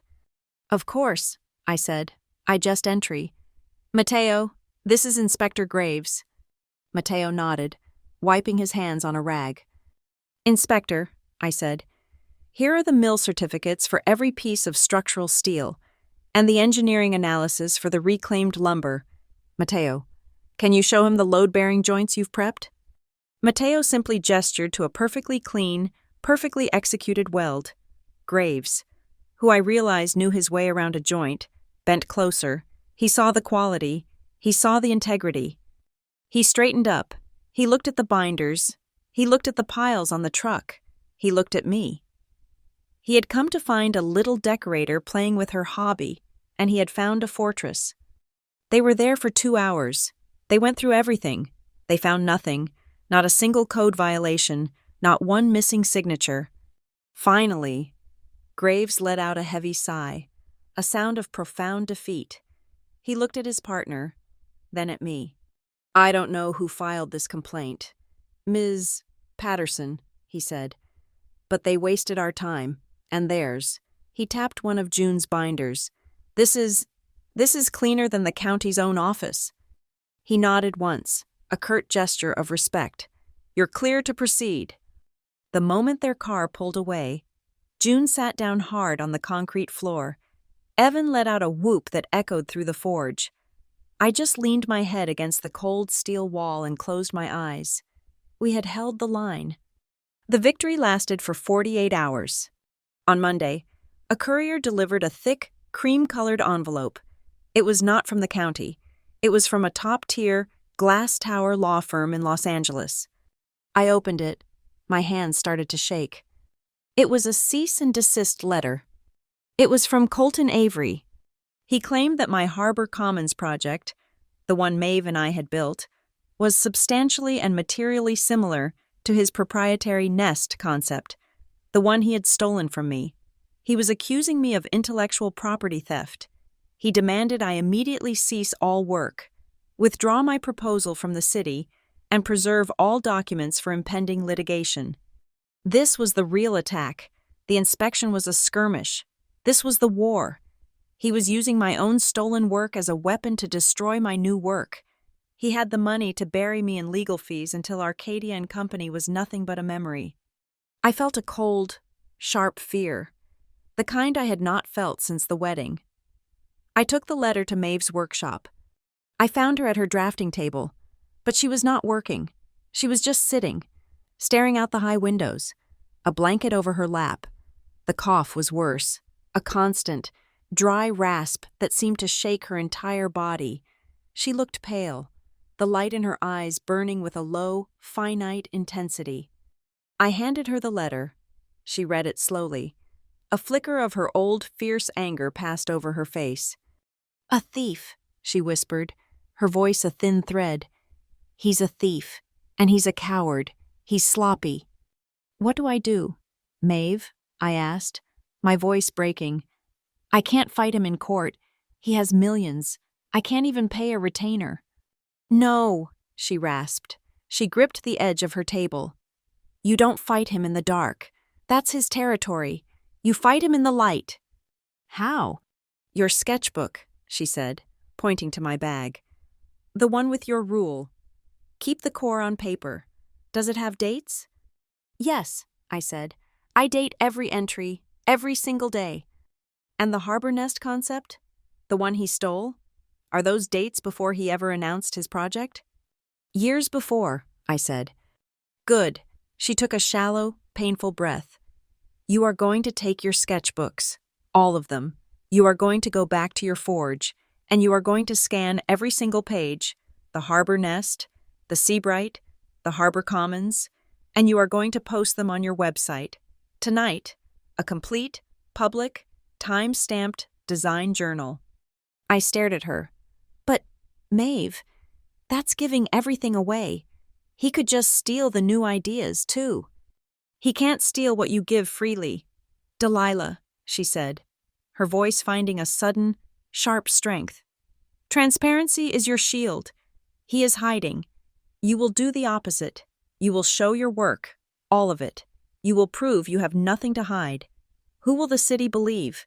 The firm threatening lawsuits from a glass tower, or the architect who is publicly sharing her entire process for the community's benefit? Put it all in the light." Her wisdom was a clean, sharp blade. It cut right through my fear. I went to her, my heart full. That's brilliant. Thank you." She smiled, a weak, thin gesture. "Now go. I'm very tired." I left her workshop, the lawyer's letter suddenly feeling powerless. I spent all night with June, scanning and uploading. We built a new section on the Arcadia website, Our Design Journal. We laid my entire creative soul bare for the world to see. It was the most terrifying and liberating thing I had ever done. The rain started around 10 p.m., a cold, hard November rain that hammered the metal roof of the forge. My phone rang at midnight, a number I did not recognize. "Is this Delilah Patterson?" a quiet, professional voice asked. "I'm a nurse at Cottage Hospital. Maeve Hart listed you as her emergency contact." The world stopped. The sound of the rain, the hum of the server, the smell of the forge, it all vanished. I drove through the storm, my hands numb on the steering wheel. The hospital was a sterile, silent, brightly lit hell. The nurse led me to a room in the intensive care unit. Maeve looked small. She was dwarfed by the machines that beeped and hissed around her, breathing for her. Her eyes were closed. "A neighbor found her," the nurse whispered. "Massive pneumonia. Her body is just too tired to fight it." I sat in the plastic chair beside her bed. I did not know who to call. I did not know her family. I realized with a crushing, hollow coldness that I knew nothing about her life outside the work. The work was her life. I sat there for hours, watching the rain streak the window, listening to the steady, artificial rhythm of the ventilator. At 4 a.m., her eyes flickered open. Just barely. They were clouded, but they found me. I reached out and took her hand. It was impossibly thin, the skin like old paper, but her fingers, the ones that had drawn so many strong, clean lines, closed on mine. She tried to speak, but only a dry rasp escaped. "It's okay, Maeve," I whispered, my throat closing. "I'm here. I posted the journals. I put it all in the light, just like you said." A flicker. I thought I saw the faintest trace of a smile. She held my hand. And just as the first, sick, gray light of dawn began to break, the machine beside her bed, which had been beeping so steadily, flattened into a single, unending, terrible tone. The funeral was 3 days later. It was not a funeral. It was a gathering on a windy hill at the Santa Barbara Cemetery. There were maybe 20 of us. Evan was there. June and Mateo stood beside me. Art from the reclamation yard was there, his hat in his hands. A few quiet men from the Carpenters Guild. We were the people she had built. After, a man in a simple suit handed me a manila envelope. "Ms. Patterson, Maeve's instructions were very clear." I opened it back at the forge. The silence in our corner was deafening. Inside were 2 things. The first was a drawing. It was her original, hand-drafted blueprint of the Harbor Commons cannery. Her dream, yellowed and brittle at the edges. The second was a pen, a simple, heavy, blue drafting pen, worn smooth from use. Taped to its side was a small, typed label, the kind she used on her blueprints. It held 3 words. "Don't ask, build." I sat at my drafting table, holding the pen, and I finally let myself break. I cried for my teacher. I cried for my mentor. I cried for the profound, terrifying loneliness of the fight ahead. I gave myself 10 minutes. Then I wiped my face. I took Maeve's old wooden architect's ruler. I had taken it from her desk, the one thing I wanted, and I pinned her original drawing to my board. June and Mateo were watching me, their faces lost. The loss of Maeve felt like the loss of our foundation. I stood up. I walked to the large whiteboard where we tracked our projects. The Morro Bay inspection was checked off. The public journal was checked off. I picked up a black marker. Underneath it all, in clean, strong, architectural capitals, I wrote 1 word. "Continue." "All right," I said, my voice hoarse. "June, I need a new funding proposal for the city, outlining the Maeve Hart Scholarship for the workshop. Mateo, I need a full materials list for the Harbor Commons roof garden. We are not stopping." We worked. We worked through the grief because the work was the only eulogy she would have wanted. At the end of the week, a plain white envelope arrived. It was from the County Carpenters Guild. Inside was a check for $2,000. A small note was attached. "For Maeve, for the first materials order. We'll be there for the wall raising." It was just enough to cover payroll. It was just enough to keep going. The fight was not over. But I was not fighting it alone. We cashed the check from the Carpenters Guild. It was for $2,000. It was not a solution, but it was oxygen. It was enough to buy the first round of structural timbers for the Harbor Commons roof garden. Grief is a heavy, smothering blanket, and the only way to cast it off is to move. We moved. The Harbor Commons did not restart with a grand groundbreaking. There was no ribbon, no champagne, no applause. It began on a cold Saturday morning with the sound of Mateo's truck pulling up to the chain-link fence and the metallic clatter of us unloading the tools. We were the crew. I was the lead architect, but I was also the site manager, the procurement officer, and the general laborer. June, in addition to running the forge office, became the project manager for Harbor Commons. She coordinated the permits, the inspections, and the meager budget with a brilliant, terrifying efficiency. Mateo, our master carpenter, was now the site foreman, his hands transforming the raw, reclaimed lumber into the bones of a new structure. Evan Wilder, though consumed by the now under-construction Morro Bay project, showed up every weekend. He brought his own crew, a few young, tough builders who, as he put it, owed him favors. They came in honor of Maeve, and they worked for coffee and donuts. The work was honest, and it was hard. We started with the workshop. We were not building a monument. We were building a tool. The main framing was from massive Douglas fir beams salvaged from an old pier. the wood so dense with salt and thyme that it was almost as hard as steel. The flooring was laid with strips of maple from a high school gymnasium that had been torn down. We sanded it just enough to make it safe, but we left the painted lines of the old basketball court, a ghost of its former life. We built the rooftop garden frame next, a massive grid of steel and wood, engineered to hold the tons of soil it would one day contain. It was a statement, a promise that this industrial building would, in its new life, be green. My community talks, the ones I had started as a desperate KPI, became the soul of the project. I hosted a workshop at the Forge, in the shadow of the now complete Seabright module. I called it Reading the Light. I did not use a projector. I used a simple cardboard box with slits cut into it, a powerful flashlight, and tracing paper. I showed the 15 people who came, retirees, a high school science teacher, a young couple, how the sun actually moved. I showed them how a small, high window could illuminate a room more effectively than a huge, low one. I demonstrated, using the flashlight and an angled piece of cardboard, how a light shelf, the very one I had dreamed of for my tiny childhood room, could bounce a beam of light across a ceiling, diffusing it, making a small space feel vast. They were captivated. They were not just listening. They were learning the language of my work. One of the attendees was a young reporter for the local Santa Barbara Independent. She had been assigned a small community interest story. She came for the workshop but stayed for 2 hours.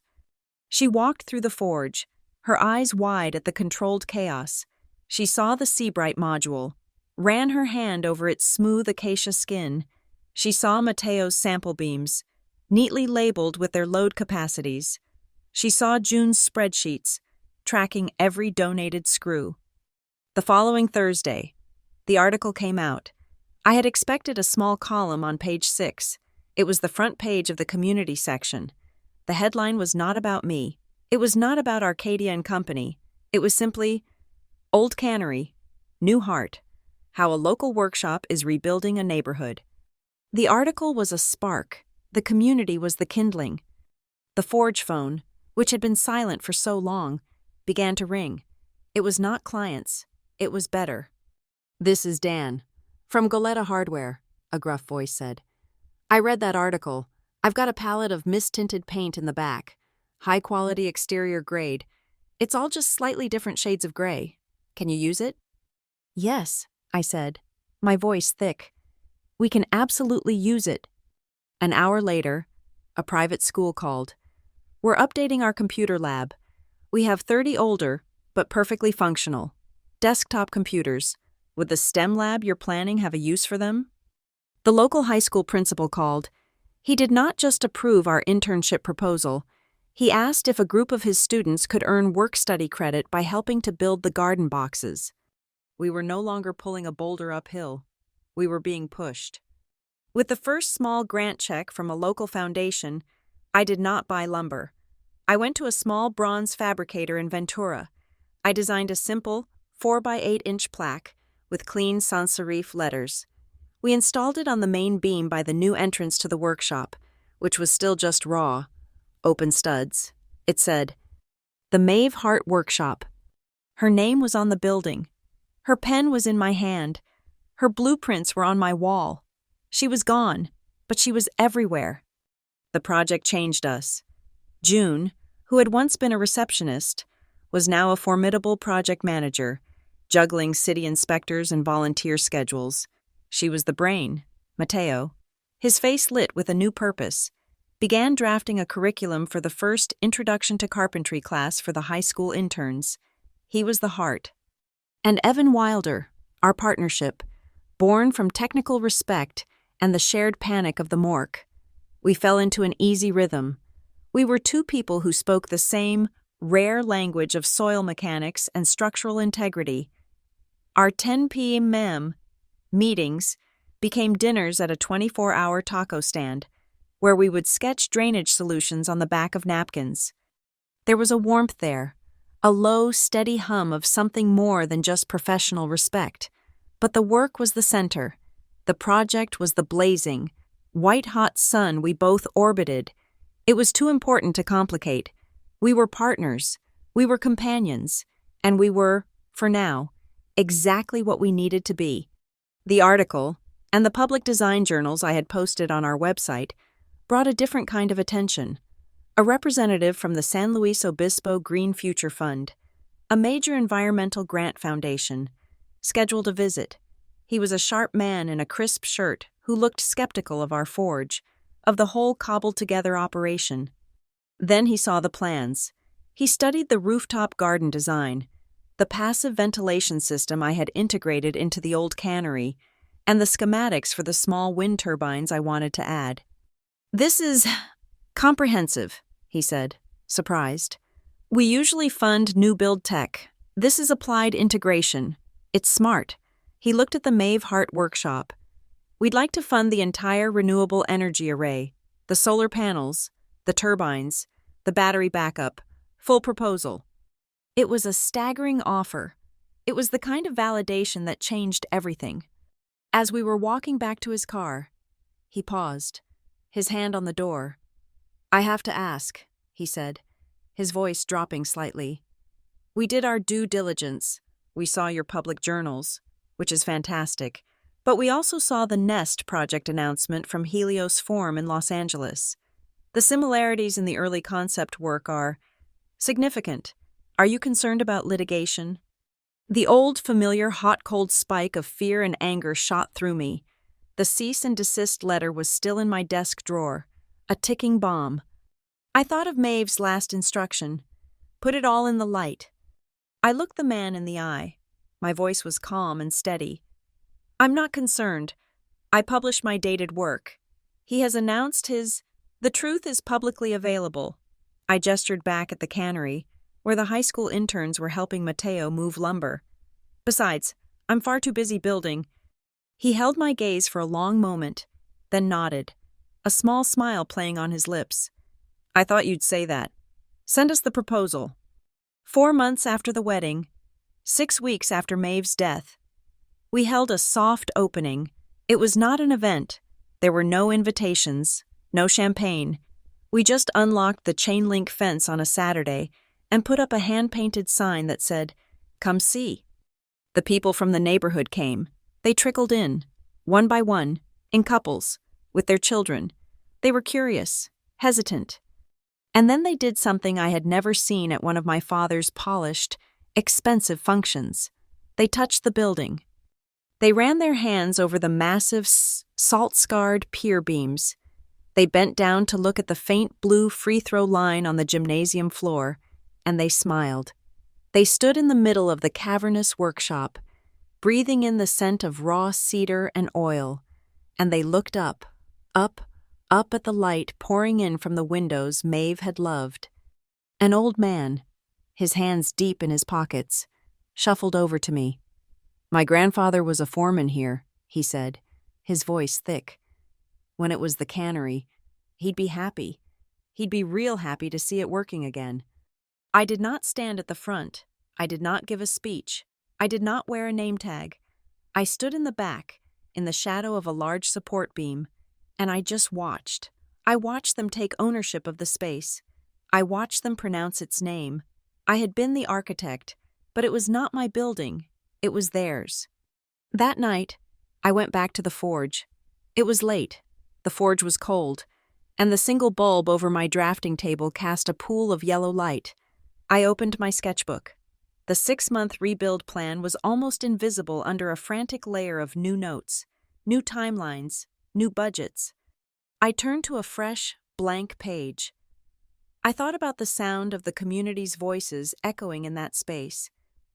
I thought about the grand, hollow applause in the Montecito ballroom, a sound effect for a $500,000 photograph. I picked up Maeve's blue pen. I wrote one sentence. "When the community learns to pronounce your name, you no longer need a microphone." 6 months. It had been exactly 6 months since the night of the wedding. 6 months of rebuilding, of breathing in sawdust and forge smoke, of living on caffeine and contractual language.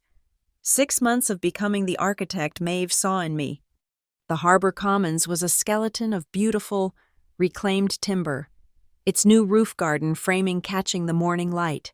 The Morro Bay house, balanced on its helical piles, was withstanding the coastal wind.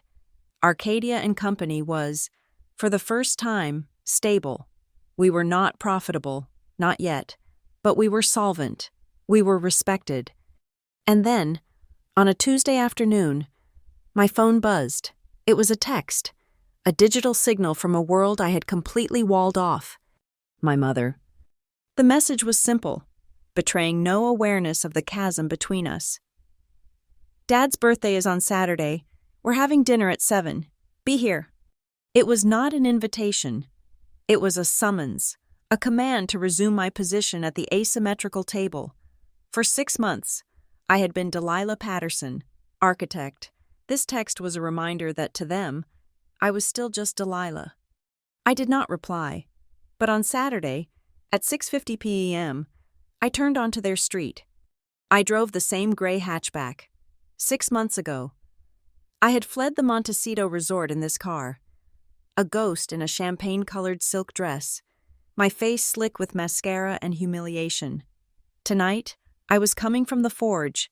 I was wearing clean jeans, my best work boots, and a black shirt that still smelled faintly of the cedar we were milling for the workshop. My hands were steady on the wheel. I was not a victim returning to the scene. I was an inspector, visiting a historical site. The house was exactly the same. The landscaping was painfully perfect. The lighting was subtle and expensive. It was a stage, meticulously set for a play I no longer had the script for. I rang the bell. My mother opened the door. Her smile a practiced, brilliant thing. "Delilah, you're here." She hugged me, her perfume overwhelming. It was a hug meant to absorb me back into her orbit, to erase the last 6 months. I did not hug her back. I just stood, a solid, unmoving object. "Hello, Mom."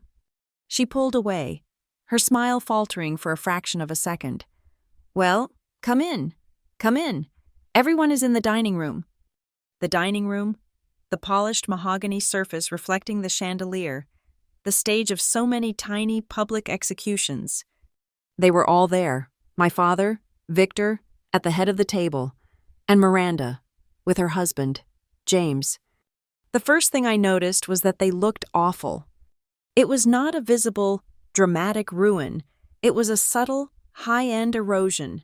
6 months ago, at their wedding, they were glowing, triumphant, armored in $500,000 gifts. Tonight, they looked strained. James's suit, though expensive, seemed to hang on him.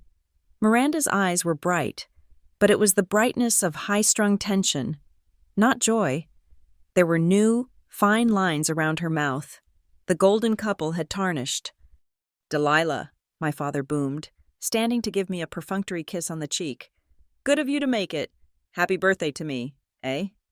I sat down. The place setting was, as always, perfect. The dinner was a masterclass in avoidance. My mother talked about a charity gala. My father talked about his golf handicap. I ate quietly, an anthropologist observing a strange, lost tribe.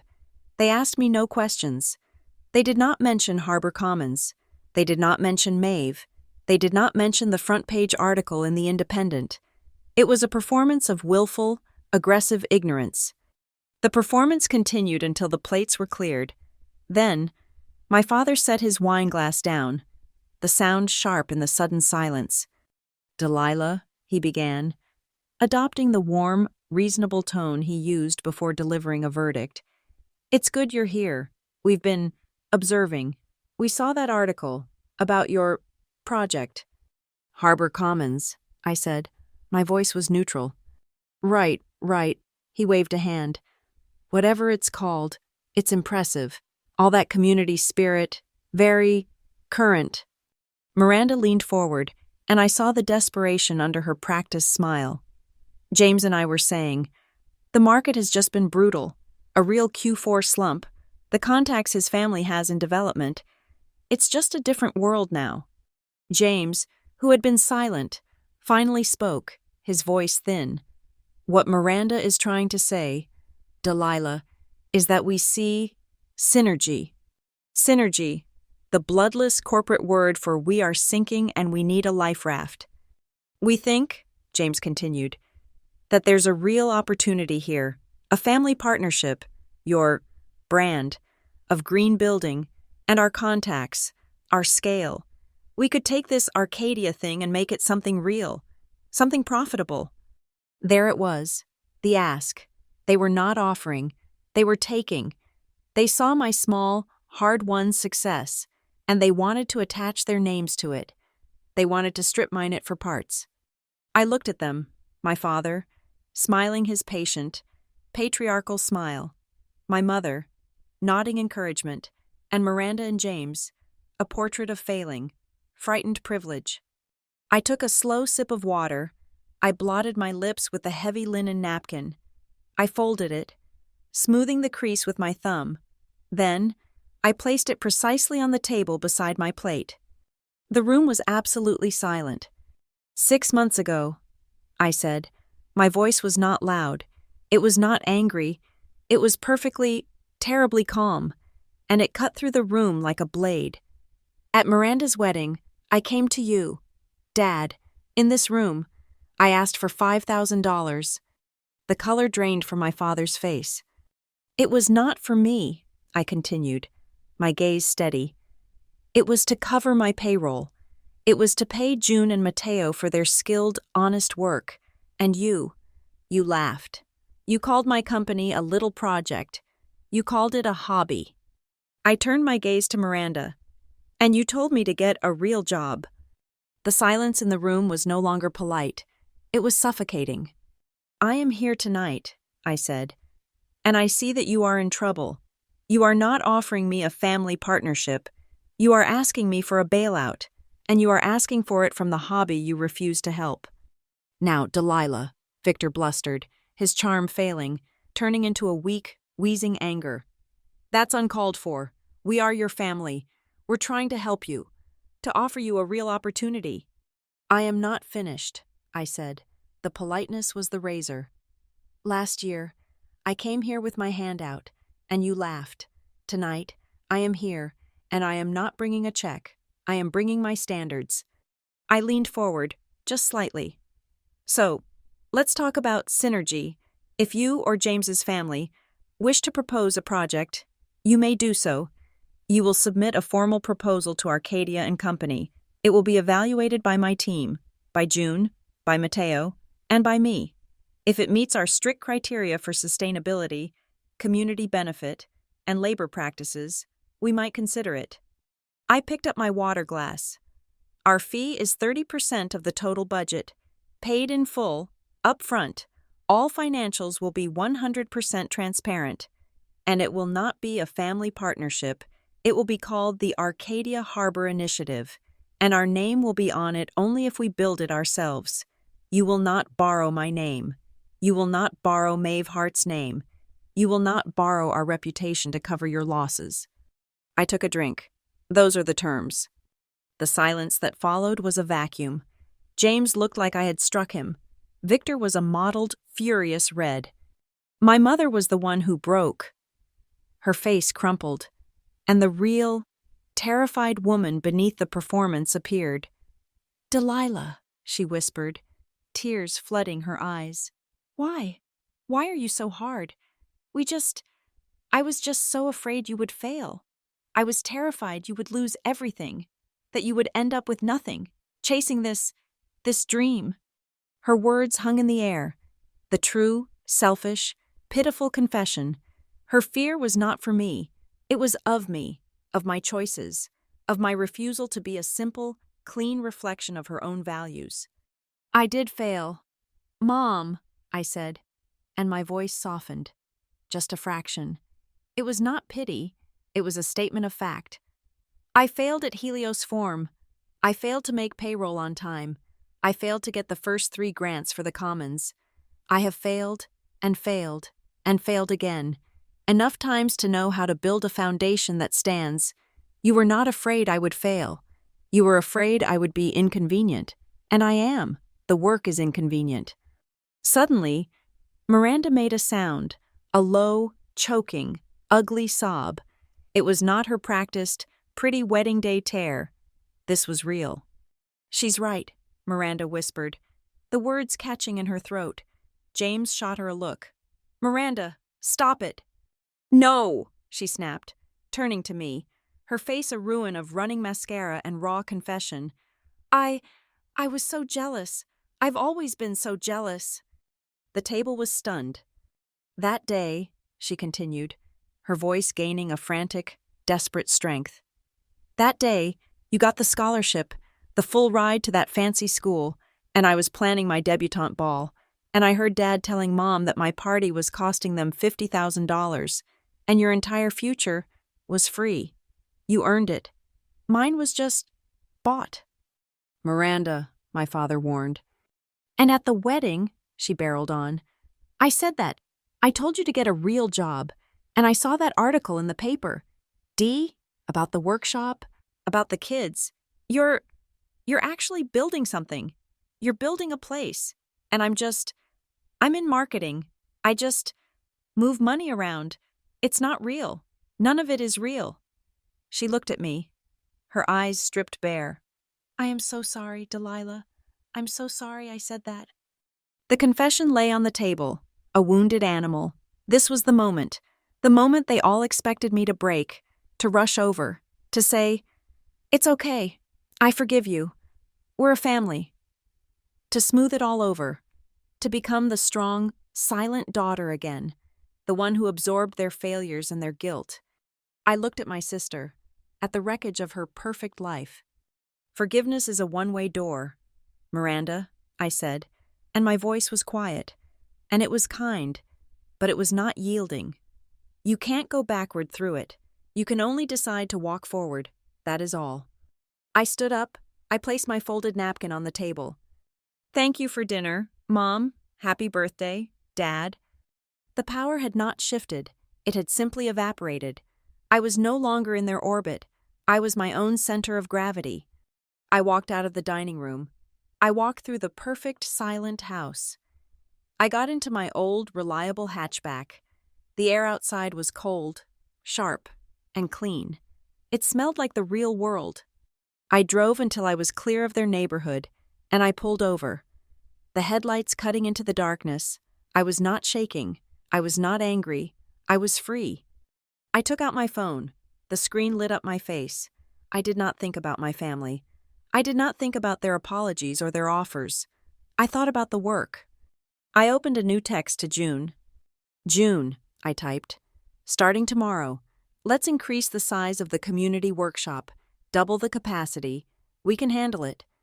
I hit send. I put the car in gear and drove toward the forge, toward the light. The first crack in the old world did not happen with a shout, but with a quiet, digital headline. I was in the forge, which was now our permanent, loud, and productive home, reviewing a structural drawing for the Harbor Commons roof garden. June was at her command center, a clean island in our sea of industry, tracking the budget, which was, for the first time, a stable, healthy black. "Delilah," she said, her voice perfectly level, which always meant something was terribly wrong or terribly right. I walked over. She was not looking at her spreadsheet. She was on the homepage of a major national architectural journal. The headline was stark: "Helios Form under investigation for fraud. Systemic intellectual property theft." I felt the air leave my lungs, but it was not a gasp. It was a slow, steady release of pressure I had not even realized I was still holding. I read the article. It was not just about general fraud. It was specific. The investigation, triggered by a lawsuit from a different, much larger firm in Chicago, had opened the door for other complaints. The article mentioned an anonymous source, a former employee, who had come forward with evidence of a pattern of idea theft. But the real evidence, the article noted, came from the public domain. It cited a series of publicly available time-stamped design journals from a smaller California-based firm, My Journals, which had provided an irrefutable timeline for a concept Helios Form was actively pitching, a project they called The Nest. Colton Avery's entire house of cards, built on the stolen foundations of other people's work, was collapsing. Maeve's strategy, the transparency shield, had been the single perfect stone that brought down the giant. He was not just a thief, he was a sloppy one. "He's finished," June whispered, her eyes wide. "Delilah, he's actually finished." I looked at the headline again. I thought I would feel a surge of triumph, a hot, vindictive joy.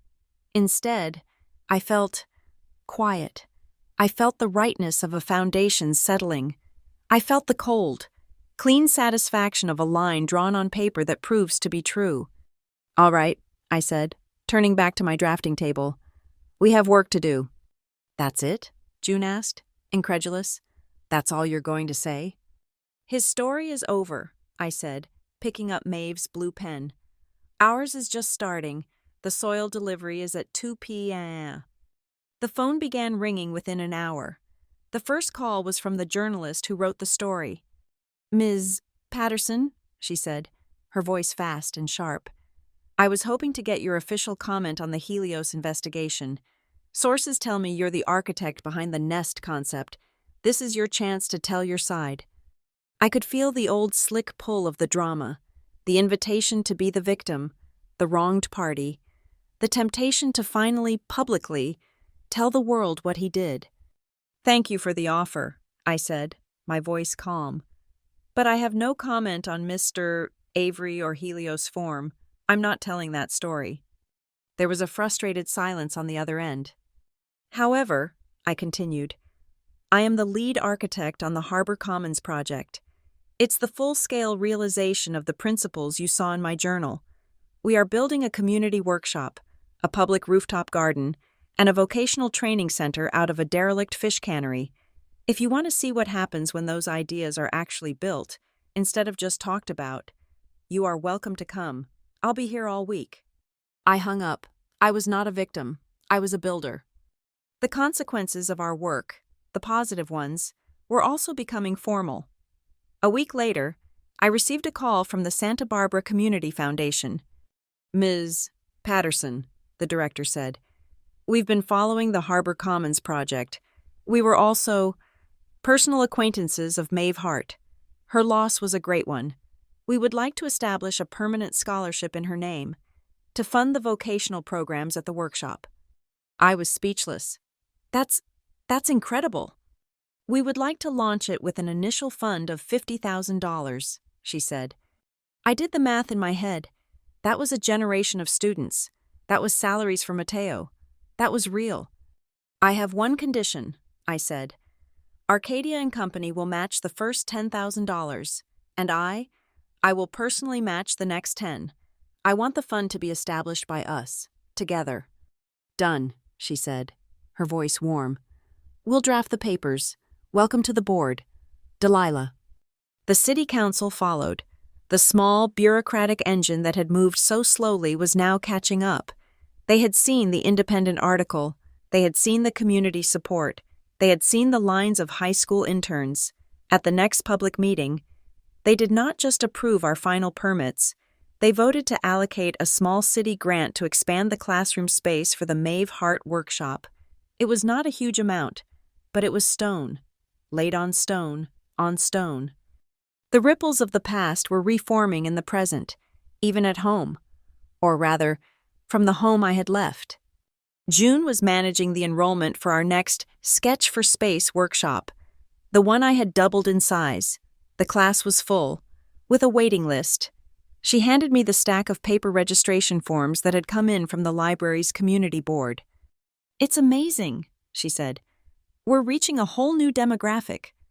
I flipped through them, my mind on lumber prices. Then my hand stopped. One of the forms was filled out in a perfect, elegant, slanted script. The letters were identical to the ones that had, for 20 years, signed my birthday cards with casual, dismissive pity. The name on the form was Miranda Whitlow, her married name. She had registered for the most basic, introductory class. She had paid the $35 fee. She was trying to walk through the one-way door. I stared at her name, at the loops of the M and the W. I felt a complex, quiet ache. It was not forgiveness. It was not anger. It was just recognition. I handed the stack back to June. "Looks good," I said. "Make sure they're all on the roster." The work was not just contained within the walls of the cannery, it was starting to replicate. Evan and I were walking the Morro Bay site, which was now a beautiful light platform floating over the marsh grasses, the wind louvers being installed. He was, as always, thinking about the next problem. "I was in Chico last week," he said, kicking a piece of debris off the platform. "Visiting my cousin, the town near him. Paradise. It was burned out 3 years ago. They are still living in trailers. They have the land. They have the will. They don't have the structures." I knew where he was going. "The Seabright," I said. "The Seabright," he confirmed, his eyes bright with the idea. "Not as a product, Delilah, as a system. We don't just sell them the modules. We license the design to the town. We ship them the jigs, the cut lists, the schematics, and we add one condition. Local vocational training," I said, finishing his thought. "Exactly," he grinned. "The Maeve Hart model. We send Mateo up for 1 month. He trains a local crew of survivors how to build the first one. Then they build the next one, and the next. We don't just give them a fish. We teach them how to build the boat." This was the noise I wanted to make, not the sound of a lawsuit, or a public fight, or a family argument, the sound of a hammer, teaching someone how to build their own home. We were building a foundation, and it was becoming a fortress. But the strongest validation, the one that broke through the exhaustion of the late nights and the stress of the budgets, came on a single, folded piece of notebook paper. It was slipped under the forge door one evening. I found it when I was locking up. The handwriting was the clumsy, earnest block printing of a high school sophomore. It was from one of the first interns in Mateo's class, a quiet kid named Leo. "Dear Ms. Patterson," it read, "I wasn't doing good in school. My counselor put me in this program. I thought it was going to be dumb. But Mr. Mateo had us build bookshelves for the new classroom. He let me use the miter saw. He showed me how to make a real joint. My first one was bad, but my last one was perfect. I helped hang them on the wall today. It was the first thing I ever built." I turned the paper over. The note finished on the back. "I've lived in this town my whole life," it said, "but I never felt like I belonged to any of it. Today, when I put my hand on the shelf I built, I felt like I finally belonged to this place. Thank you for building the workshop." I folded the note and put it in my pocket. I leaned my head against the cold steel of the forge door, the place where Arcadia and Company had been reborn. I thought about the people who had laughed at me. My father, my mother, Miranda, Colton Avery. They were sitting in their expensive houses, their boardrooms, their country clubs. They were standing on ground they had bought. I was standing on ground I had built, and so was Leo. I went back inside. I did not need to make any more calls. I needed to formalize the mission. I opened my laptop and started drafting the legal framework for a new, separate entity. It would not be a company, it would be a foundation. The Arcadia Commons Foundation. Its purpose would be simple: to provide vocational training in sustainable building trades, to fund scholarships for people who wanted to work with their hands, and it would have Maeve's core principle built into its bylaws. We would not accept unconditional grants. We would only accept partnerships. We were not a charity. We were a resource. The people who had laughed, I knew, were watching. I would get texts from distant cousins. "Saw your thing in the paper." My parents were silent. Their friends were silent, but they were listening. The noise of our work was, finally, the only sound in the room. Everything was in place. The building was rising. The scholarships were funded. The community was activated. The past was, at last, silent. All that was left was to open the doors. The date for the official grand opening of the Harbor Commons was set, a single knot waiting to be untied. The day of the Harbor Commons grand opening was not loud. It arrived on a clear, sharp afternoon in late spring. 7 months after the wedding, the light, just as I had always sketched it for this building, was perfect. It was 4 p.m., and the sun was low, pouring liquid gold through the high clerestory windows, illuminating the particles of sawdust that still hung in the air like a blessing. The rooftop garden, visible through the main atrium, was green and wild. The air did not smell like champagne. It smelled of raw cedar, fresh soil, and the sea. The crowd was not a crowd. It was a gathering. It was the Carpenters Guild, art from the reclamation yard, the high school principal, the families from the neighborhood, and the kids from the first workshop. The teenagers, led by Leo, were the hosts. They stood by the woodworking lathes, all safely powered down, and demonstrated the joints they had learned. They showed off the bookcases they had built, their faces shining with a quiet, positive pride I had never seen in a ballroom. I saw them arrive, my father, Victor, and my mother, Elaine. They were not in their element. They were adrift in a sea of working people, their expensive, tailored clothes looking like costumes. They looked confused, uncertain of their role, searching for a host or a bar. And then I saw Miranda. She was not with them. She was standing alone, near the back, by the gymnasium floor. She was wearing simple dark jeans and a plain blouse. She was not crying. She was not hiding. She was just present. Her back was straight. She was watching the students, and she was listening. June, my command center, my rock, found me by the entrance. "It's time," she said. She handed me a small, portable microphone. I walked to the front of the workshop, standing on the small platform Mateo had built. The conversations died down. I looked out at the faces. I saw Evan Wilder leaning against a support beam, his arms crossed, a slow, proud smile on his face. I saw Mateo, standing with his students. I saw my parents, looking lost. I saw Miranda, watching me. "Thank you all for coming," I started. My voice was steady. It did not shake. 7 months ago, I was in a different room, a beautiful, expensive room, and I asked for help. I asked for $5,000 to pay 2 people for their work, and I was laughed at. I saw my father flinch. My mother looked at the floor. The people who laughed, they were not entirely wrong. They said I was playing a hobby, but the truth I learned that night was different. I was not laughed at because I lacked $5,000. I was laughed at because I lacked the authority to name my own work. I was laughed at because I was still asking for permission. "I stopped asking," I said, my voice gaining strength. "We stopped asking, and we started building. We built a place where hobby is a word for the most important work there is. We built a place where a kid can put his hands on a piece of wood and feel his own worth. We built a place where the light is free, and the air is clean, and the foundation is real. Maeve Hart taught me to build. You all. You taught me why. Welcome to the Harbor Commons." The applause was not the sharp, percussive explosion of a ballroom. It was not fireworks. It was a wave. It was a deep, thick, rolling sound of hands hitting hands. A sound of honest, earned appreciation. It was the sound of the community, claiming its space. As the sound died down, the county supervisor, the woman who had given me so much trouble over permits, stepped up. "Delilah, on behalf of the county," she said, her voice formal but her eyes warm, "we are designating Harbor Commons an official model for community-led revitalization."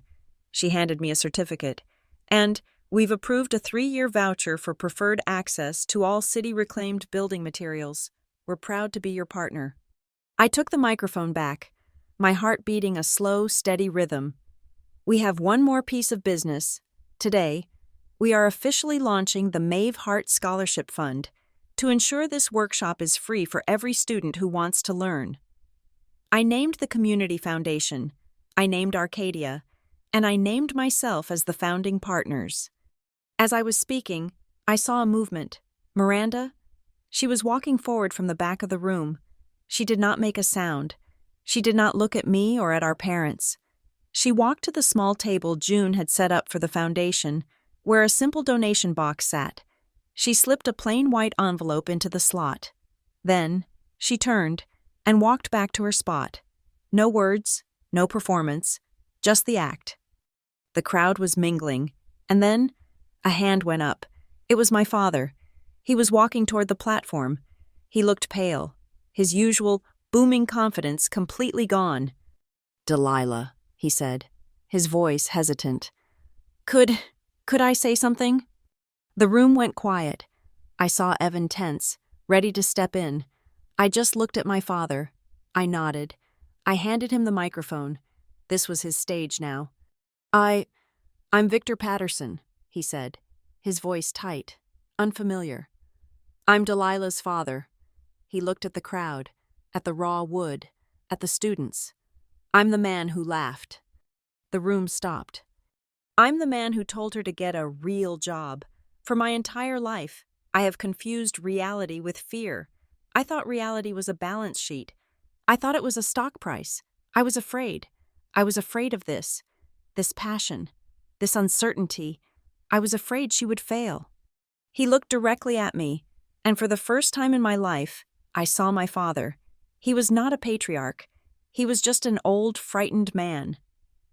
"Tonight," he said, "I see that this workshop, this is the only real thing I've seen in 30 years. He turned to Mateo, who was standing nearby, his arms crossed. "Mr. Mateo, I saw on the flyer that you teach a class, an adult class, on weekends." His voice broke, just slightly. I don't know how to use my hands. I'd like to learn. Is there room in your class?" Mateo looked at me. I looked at my father.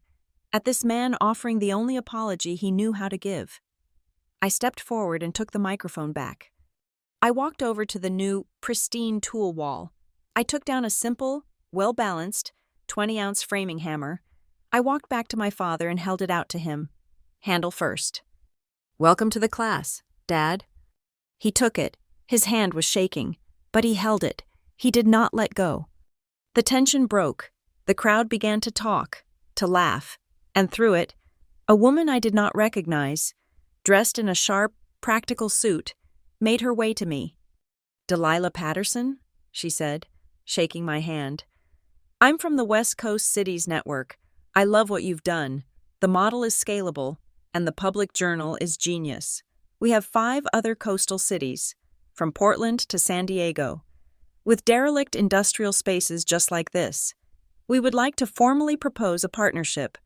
We want 5 more harbor commons, and we want Arcadia and Company to lead the initiative." 5 more.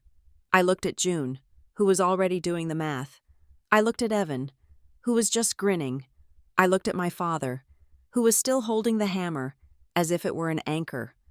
I needed a moment. I stepped away from the crowd, from the noise, from the offers. I walked back into the shadow of the main pier beam, the one by the entrance. I let the sound of the community wash over me. I rested my hand on the cool, small bronze plaque we had installed. My fingers traced the letters, the Maeve Hart Workshop. I thought of the plaque I had seen for my family's donation to the art museum, a massive, polished marble slab. This one was small, and it was earned. I ran my fingers over it again. Build quietly. Let results make the noise. The noise was here. It was the sound of the lathes, the sound of the students laughing, the sound of the county's offer, the sound of my father's confession. I closed my eyes. They gave my sister a $500,000 gift for a photograph, a house she would never live in, a moment designed to be captured and framed. I had built a place that could not be sold in a picture, a place that had to be touched, to be felt, to be used. It took me 6 months to come back. It would take me a lifetime to stay. Thank you so much for listening to my story. I see your comments, and they mean the world to me. Where are you listening from tonight? Let me know down below so we can share our thoughts. Please, if this story resonated with you, subscribe to the Lila Revenge Stories channel, like this video, and give us your support by hitting that hype button. It helps these stories find the ears that need to hear them the most.